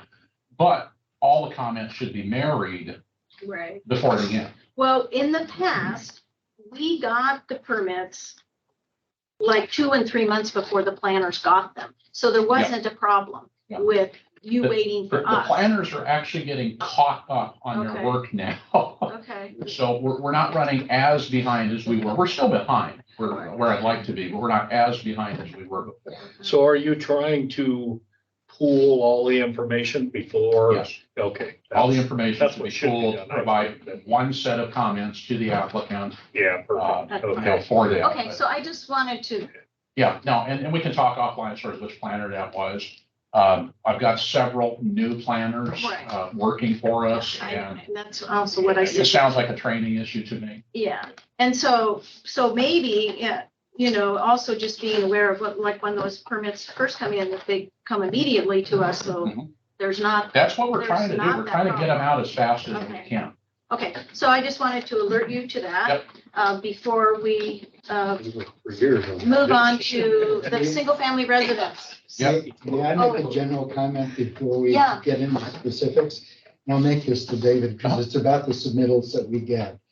And I guess what we get is the same thing you get. They come from you. Yes, But I find it really realizing that a lot of the submittals that you get are basically sketches on the back of a napkin, a lot of them. The information that we don't get in those submittals makes it just really a chore for me to review those things. this is Because they're one of the building things permits, that Shannon, who's in charge of the planners, Raphael and myself, we are trying to get out there to everybody to elevate. Because what happens when we get the back of the napkins, we're having to redline them to say, this is insufficient. Yeah. The plans submitted are legally binding documents that we're making our legal decision on. So they have to be of a certain quality. We have to be able to understand the story being told on the site. And in the absence of that, we can't make the determination. And I know in the past it was done quite a bit, but we're trying to hold the line and say we need a good, clean site plan. We need good building plans, good elevations that are all properly scaled. And, you know, part of this too is the other issue I have is I've got the building safety side of the house is fully digital. The planning side is completely analog, it's paper. I'm trying to get our computer system built to a point where everything is digital. So then scaling doesn't matter. You know, it comes in, we just say, okay, here's our little scale in the corner. We use the tool. We say, okay, great. Now I have it. Now I can measure the house. Now I can measure the site plan. Now I can see what it's trying to show us. But we're trying to elevate the applicant side professionalism, what's coming in so that we can make a good, sound legal determination. Even on owner builder, My concern, even on owner builder. Even on owner builder, there's no exception for inferior or non-code compliant work on the owner builder side. my concern is not so much on the plans or the sketches that we get. I mean, Yeah, I can usually even read a sketch on the back of a napkin. yep, It's the information that we don't get because we get building plans. The information that we need, that we review mostly is zoning stuff. Mhm. It's land use permits. So my suggestion is if you could require on your form, on your submittal form, Mhm. A location map, a vicinity map, so I don't have to look it up on the internet. Yes. What zoning district are you in? Because sometimes it's right on the line and I Yes. can't tell. And what's the parcel size? Absolutely. That would Oh, really be To me, helpful. all of those things are just basic Yeah, information that should be on every single site plan that comes in. great. You know, you and I have seen good and bad over the years. But sometimes I think you do get information and drawings that we don't get because we've asked for, you know, some Yes. elevation stuff Yeah, that we didn't get, so we couldn't really tell. or we'll get one elevation. That's it. Yeah. Yeah, So, no, those should all be sent whatever- over as one package. So whatever you can do Yeah. to Oh, help Absolutely, us with Really that, appreciate that. that would be really absolutely. helpful. Okay, so on to permit 0682. Mhm. Does anybody want to go first? Anybody have a comment on it?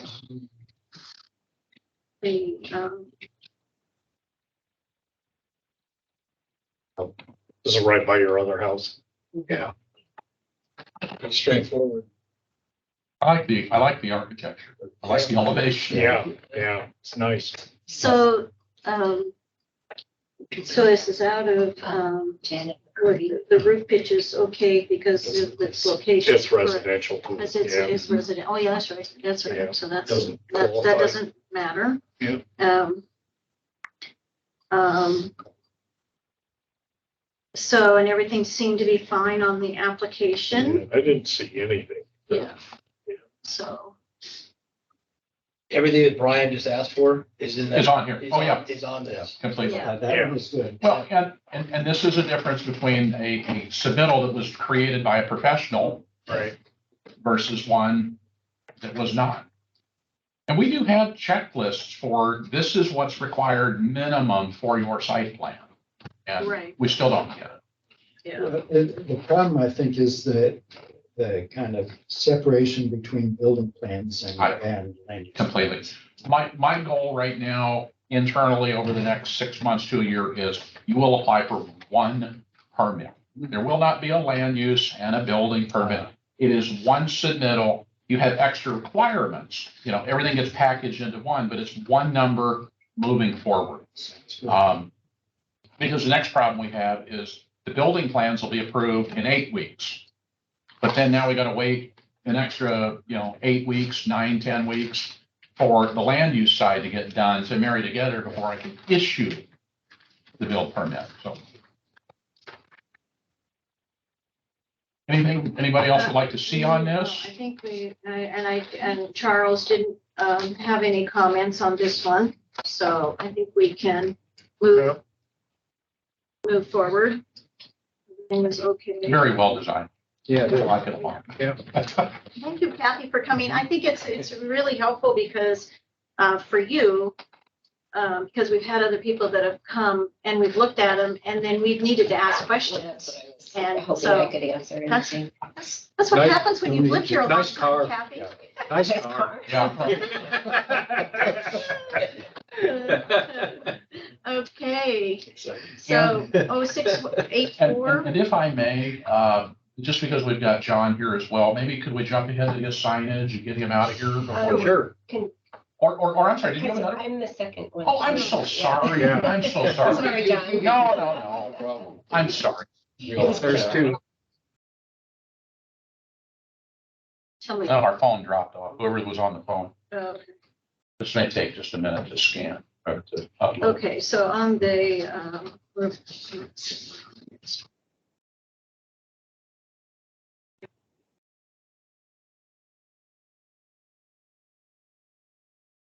Wi-Fi here is slow. here's the site. See mine at home. I have to be on the secure network for us. So I'm on the county's Wi-Fi here. It's their garages, is what we're looking at now, yeah. Should be. Okay, so this is the garage then for the single family house that we just saw. Mhm. And so looks like the perimeters and placement and everything is all always a challenge. That's the shape of my property too. Yeah. It's like The airplane wing shape. a pie. So again, I think I didn't have any questions on the application or on the site. Everybody? No, So Almost I there. got it. There we I go. got it up over There here. it So, is. you know, it's time to go to the next one. Yeah, exactly. So, okay, so This what is- was, This is the garage, not the hangar, right? We don't have. the No, hangar. we haven't I, submitted. you know, I Yeah. couldn't pull that one up. I don't. My only question about. I thought the it was the hangar same is, I one assume thing, the just plane goes doubled up. directly out onto the. well, it's. Does that garage No, it's doubled a up different here? one. It's No, 66. it's the same architecture.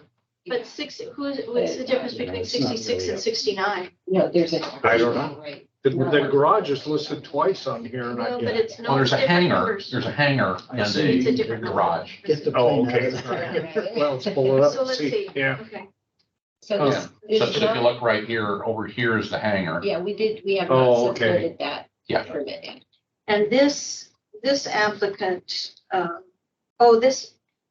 that's It's the you garage. again, right? Yeah. No, but the other garage is for Rhonda's. This one goes to the Okay. manufactured home.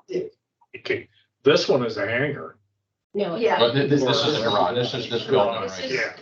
You have a house and a garage. a house and a garage, and eventually we'll apply for the hangar. Yeah, okay, yeah. You know, I do have a comment on this, and just that this is an example of the kind of thing that I was talking about, where this is right on the edge of between two zones. I don't know whether this is light industrial, institutional, or sound residential too. I think it's East Sound residential. That's what I assume. I think it is. Yeah. It is, yeah.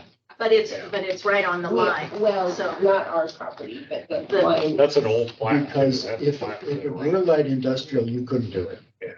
Yeah, right, but it's, the plat is approved for hangars and. But Been there it since would have the been helpful 70s. to me to just know this is ER2. Yes. That's kind of our thing with the county is that we would like that in the application. So do you still have deeded access to the runway? Yes. You do? Oh, darn. That was a battle, wasn't it? Yeah, sure was. Yeah. What type of airplane, if you don't mind me asking? Actually, we don't have an airplane right now. Ah, okay. Their son flies too. Okay, so then, That's not building the hangar yet. so we can go to, the signage Thank you. one. Thank you, Kathy. Thanks, Kathy. Nice to see you. Good job. That's good. Glad you're giving your brother a job. Yeah. I don't know. If I'd known it was gonna take a while to upload these, I would. That's okay. Open my- open them I've got the in-sound view investors up here. So, comments that I have for it that I just wanted to make sure, What are we talking about? the The sign, sign. the sign is, making sure that it's backlit. These are the three things, and maybe we can, sort these out, and maybe John might have a comment about them. Be sure that any lighting that is shining on the line sign, so that light doesn't shine upward out towards the street or onto another property. And be sure it is mounted high enough. Do we have a picture of it?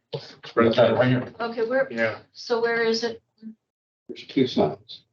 Okay, and both of them look, are they flat against the building? Oh, there's the one on the Windermere one is, It's mounted on it's mounted on it. a rod that will go into the column, cement column. And how high is the bottom part? It's about 11 feet now. It was shown originally as about 8. We decided it was too low. Yeah. and what is the aggregate size of that? Small. Small. Okay, It's really small. 8 Oh, square okay. feet, 8 square feet, oh, according to his measurement. Yeah, yeah. it's 22 inches out from the building. It's 16 inches across. And it's 7 feet 2 inches tall. 72 inches tall? Or excuse me, 72 inches, yes. So 6 feet by, yeah. Then it's 5 foot and a not, half. so Yeah. from the building to the sign is Is 6 inches. 6 inches, okay. Okay. And so then there's, oh my gosh, it's dark out there. It's getting, And so is it lit at all? It will have a light down in the landscape area that will shine on it. Okay, and so then is it underneath that No, part that it's in goes up? front of that. Okay, In other so words, it's then, right along the front edge of the building, which is all straight vertical. so the light that's on the ground that's shining up is going to extend past the sign. Yes, but the only thing there is the bedroom of the hotel. Because the light will be going up, right, it's a spot, and it'll be just going on that sign itself. So it would be good if it didn't go straight up. Is it going straight up, do you think? No, the I spotlight mean, this is is gonna the- come at an angle. It'll be at an angle? Yeah. Okay, so then the light that passes the sign will hit the building, not go to the sky. That is correct, That's the point. that is correct. Okay, And we've used all the special kind of outdoor lighting, which is bird and environmentally friendly, except for our next door neighbor didn't like it because she said it was making it orange and her motorhome. But she's right next door. And I can't even figure out how she could see it, honestly, because these things are not very bright. They're in a can. so it obviously must be under the dark sky night regulations, probably, that light bulb itself, correct? I don't know what Correct. that means, but I think it would have to be, yeah. Yeah. Okay. And so the second sign, The second sign is on the face of the building. okay, The building steps back a few feet from the front, this face, to this face. okay. And it's actually mounted on, it tells you on this, here how they're doing it. The letters are out in front of the building just a slight bit because they're attached to the wooden siding of the building.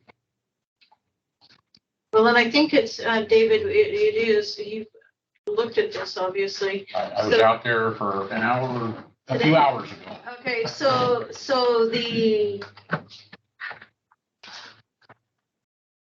the length of the sign is within the regulation for the width of the building. Yes, Yeah, and we're talking about the village entity sound Yes. portion now, yes. Right.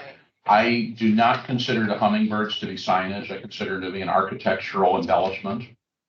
Okay, So I just look at the simplest geometric form around the village entity sound text there. That would be the sign itself. okay, the one bird and then the, whatever that is. I could be convinced to even take one of those birds out. But yes, But even Please still, don't take any of the birds I'm out not of the lower portion, because that's our logo. I don't plan to do that. but even still with, if you took the, from B Yes, and down to the bottom of the, what Mhm. is that purple? What? What is that? You got the, Oh, it's, one A of these. flower? Flower, yeah. okay, so, It's a thorn, actually, I think. oh, it's like a It's a thistle. thistle, A yeah. thistle, okay. Yeah. So if you take that in its square, the square footage of that below the thistle Yes. and to the top of the Uh-huh. is within the square footage Yes. of the sign. Actually, the whole thing. The whole, yeah, I mean, that's what I'm looking at, the whole thing. And so what happens with lighting for that? It's going to have the same sort of. The same, so the lighting is gonna come from the ground. That's correct. You know, I didn't think you wanted it lit up in any other way. I mean, there really isn't another way to light it. Right, And so, and once again, the actual light is going to come from this side over here, the left-hand side. Because that's still part of our property, and we're going to have it over there. The light will be hitting the face of the building, and it won't go anywhere else. one of the things that we look at is the light spilling to the sky. Yeah. So that's why I was asking you if it hit the side of the building, because then it would stop there. That's So correct. That's exactly where it's going. It's not That's- going anywhere else. So I have a question. Sure. You're allowed 32 square foot aggregate. There, is that the whole thing, or in a case like this where it's individual letters, you take each individual you take letter? the whole sign. I take the simplest geometric shape around it Okay, and okay. measure based on that. So I wouldn't count, you know, the hummingbirds up here. No, I would I'm consider them architectural. I I'm would just talking about like the village and. Yeah, I would that just sign. look at the textual portion Yeah, here. does that comply with that? Yes, it does. Yeah, Or so, even attaching a size to the lettering. Mhm. so we're just talking about this That's and a this, Still under, yeah. Yeah, yeah, just that square. but it's open to the building behind, so I didn't know if each letter then includes it or not. No, it's the whole thing, and then Yeah. there's that part about it being in proportion to the size of the Yeah, building. yeah, perfect. Okay. Yep. Part of our challenge is that there are two different businesses in the building. Yeah, And even though the building only has 42 foot width, it's like 100 and some feet long. yeah, And so we gotta have signage for those two businesses. One of them is the real estate office, the other is the hotel. yeah, yeah. Yeah, When's your move in? You're getting close, I think, aren't you? Really close. I mean, I think there's only one more box to check here. Yeah, and I've done some research on that. That shouldn't be hard to check. No, I don't think so. yeah. I don't. But no, and So David and the county have been extremely cooperative with us to help us meet all of the requirements. So good. And, you know, we started this process in January of 2019. Yeah, yeah. It's been a long time. And it's been a long time. Well, and the other thing that really helped you with your signage is that it's not all flat there. It's like, that's where the problem came with another one is that it was, we don't want it flat with signs on it, you know, want some Yeah. character, and you certainly have provided that. Well, the reason it's as high as it is because the tree landscape on the street would block all signage Oh, from yeah. visibility of anybody driving down the street. Oh, yeah, yeah. And so we felt we had to get the signs up, to be able to see them, so somebody would realize what building we're coming up. Yeah. That's the reason. Yeah. Be able to find you. Well, Island Market has it on the gable, so. Yeah, I mean, that's, Yeah.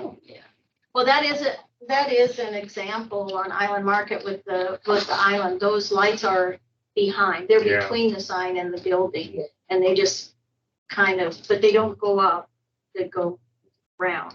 So anyway, that was a challenge for them. to meet the requirement. So, well, this sounds good. So let's see.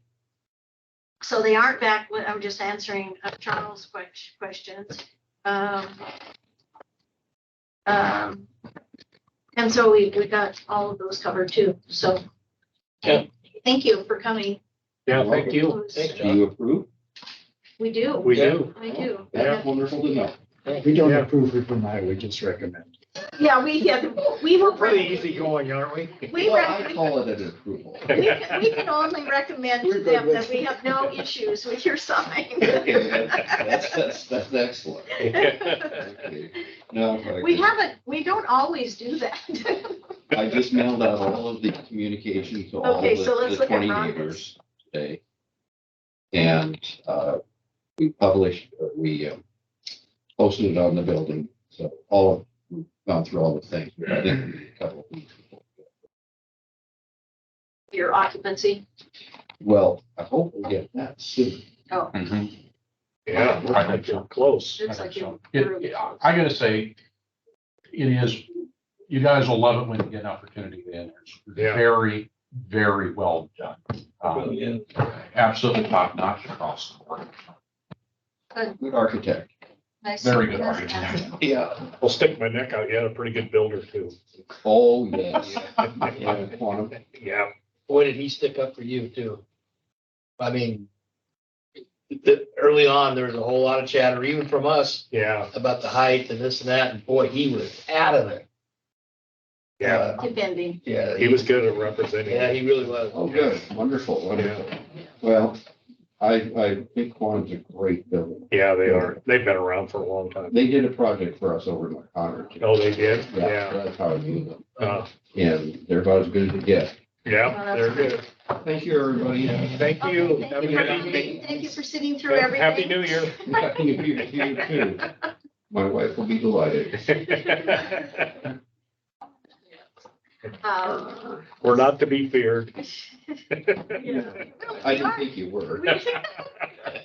We are nice. Yeah. So this is a timberland and, this next one, Mhm. and, they usually are all really good No about. problem. Thank you so much for everything. You know, this Yeah, is you can just roll. tear those down. Yeah. The only thing that I really don't understand, and it's not even a question that I probably should ask, is I don't know how they're going to replace, where they can live when they replace the house. I don't know. They're tearing one down. And putting, I mean, I think it's going in the same location. Yeah, it is. So Yeah. it's like, You can't tell. This is an example of what I was talking about. So where's the old house that they're tearing down? And you know, where's the access and the Yeah. parking? And I assume it's there because there was a previous house, but yeah, well, it's a really good point because, I see the drive. when I was reading on the application, it says that this is replacing the existing house. And so that was confusing to me. It's like, how are you going to do that? How are you going to live? Are you gonna live in the barn? I mean, I don't know. Not our problem. it's not our question, but like you said, it says existing house, but then there's not a line around the existing house that shows the shape of the new house. Exactly. So, This doesn't tell the story. yeah, so what do you need from us? This one is This is roll Lisa that owned me is, Run, it's actually, I think. it's under- 678. This is just the garage we're looking at on this application, and then Well, we've got the home on the other one. Let's look up the other one. yeah, I'm looking at the other one. You know, the other one still doesn't help us too much. The what? The other one doesn't help us too much tell the story. it doesn't. No, so, And this is the problem, you know, this is professional work. That's yes. right. And this is what we get. And this, by the way, is what delays people. Is not following just even the minimum industry standards of a site plan. So we're left questioning everything and having to redline and say, we don't understand. Where is this going? What is it? Yeah, And, because there's no driveway, there's no, I mean, well, what are the yellow things? All the, good question. That's laterals. That's to the sewers. septic. Yeah, that'd be the septic lines. That's laterals, okay, yeah. okay, so, because there's a septic. And this is road. on a short plat, isn't it? Yes, I believe so. Yeah, okay. Yeah, so, What they did was they used their septic site plan and turned it into you guys. That's exactly what they did. yeah, because, I haven't been in there, so I'm not quite sure where the driveway is. Well, I was just gonna say, I have no idea where the driveway is going. I mean, I know these three houses. I think the driveway is on this, where it says 170-foot elevation, the red, whatever, the bottom of the page. Isn't that Enchanted Forest right there? Isn't that how you get in? Because these are, I believe so. These are the That's what I would guess. these are the but black, Yeah. It's not labeled. these are the blackberry or raspberry, blackberry, whatever's they are. And so I think she enters in at the top of that hill into there. Now, do you work this with the garage drawing? The drawing that showed the garage? I have to, but I mean, the garage drawing isn't any, is worse. Yeah. Yeah, we have a cross section. We have a cross section, which means absolutely nothing in this context. So I'm What about the wondering if they're plan? Is gonna it- follow with this road here and then come in there. This is what we I did. think there is. Yeah. an We just need more existing- information. I think there is an existing- Oh, okay. I think there is an existing driveway off of Enchanted Forest. Oh, you know what? We could look Hell, it up. I would have been happy to get an air photo included with it. Yeah, I guess, you know, Go to we Polaris. should go to Polaris and look at it. Let's see. Let me see.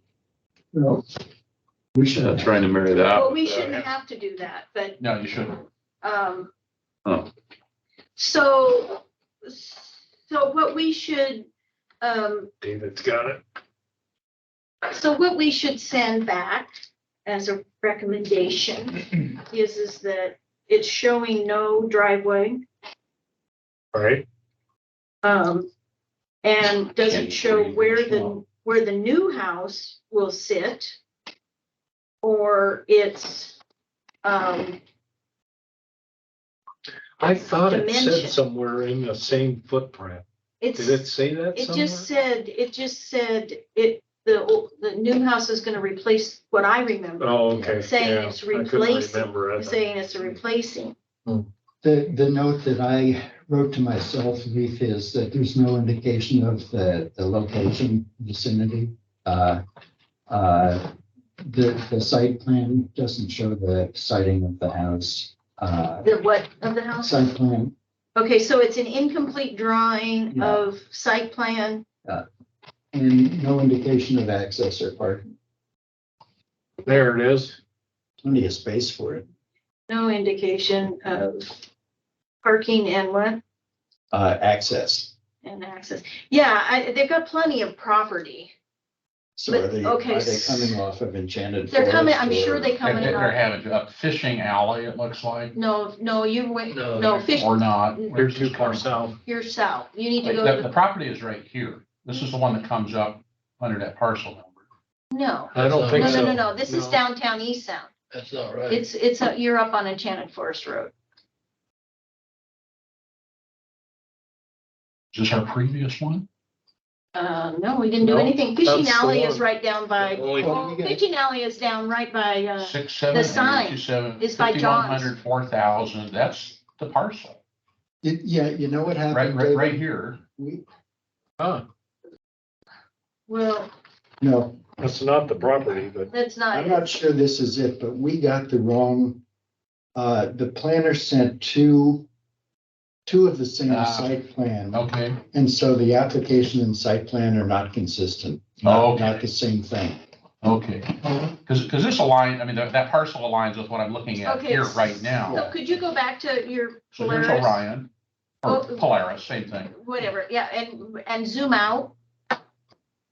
And you need to go to, to the left. no, This left, well, Yeah. you need to go to Enchanted Forest Road.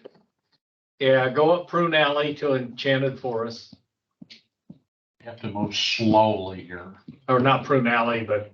You need to go north, you need to Yeah. go north. So here's McGill, and it should be right up in here. So here's Enchanted it'll come up in just a There it second. is. There's Enchanted Forest. It should be right up in here. It's up by Bonnie Bray, isn't it? Yeah, because there's Bonnie Bray, and then there's Give it just a sec. The ones at the. Blackberry or whatever it's There- called. Here's There it Darville is, Farm. right there. So Yeah. I lost my bearings. What's this? That's the industrial part Public back Works. there. Public Works and the Yeah. industrial. Oh, area. we're over here then. So this is Bonnie there. Bray. Uh-huh. Right Okay. there. So this is, so it's this one, Yeah, it's 540. that one right there. It's that one. So Yeah. here's the driveway. And there's the barn, Oh, and okay. there's the house. Yeah.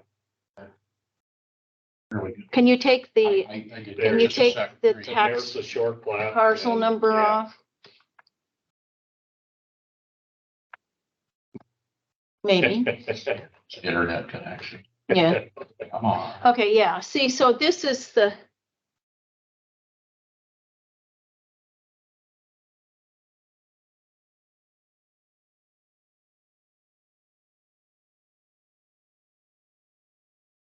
so this is the barn. Here we go. So this is the old house that I guess that's where they're putting the, so you can hardly see the driveway. It's got to be in here. Uh-huh, I think Yeah. so. Yeah. Yeah. This is Black Dog, I think over there maybe, Yeah, it's blacked out. unless that's their garden. Okay, yeah, so yeah, it is coming off. Yeah, Yeah, Yeah. the top of once the it finally hill. loads. It's right at the top of the hill. So, okay, so incomplete drawings of site plan, no indication of parking or access. Anything else? It's right across the view, David, isn't it? And then the position of the new house.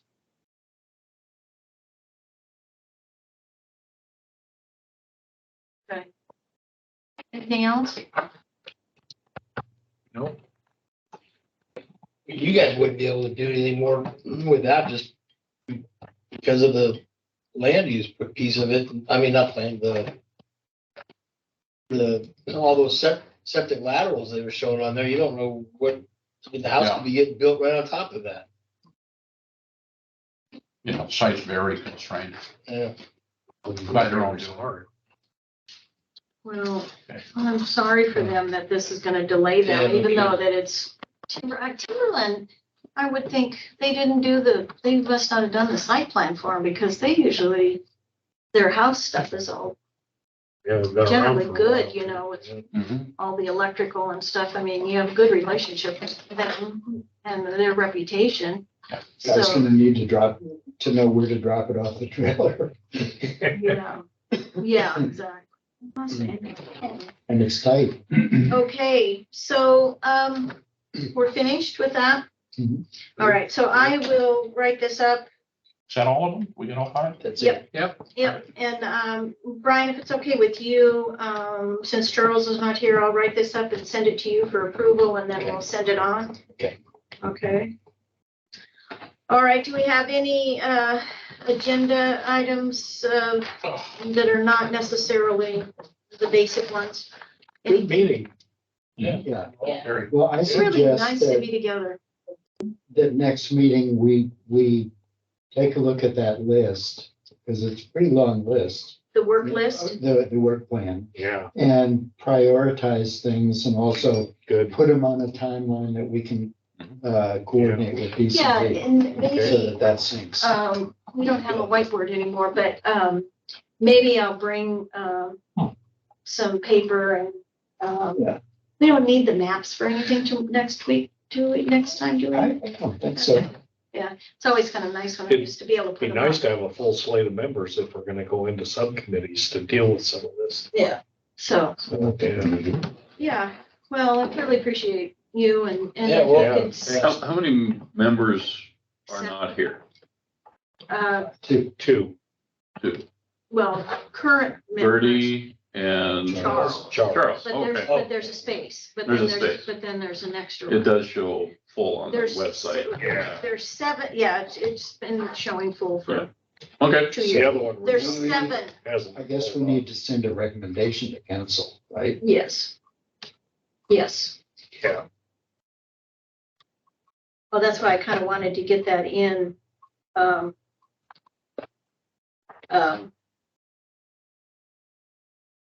at this meeting.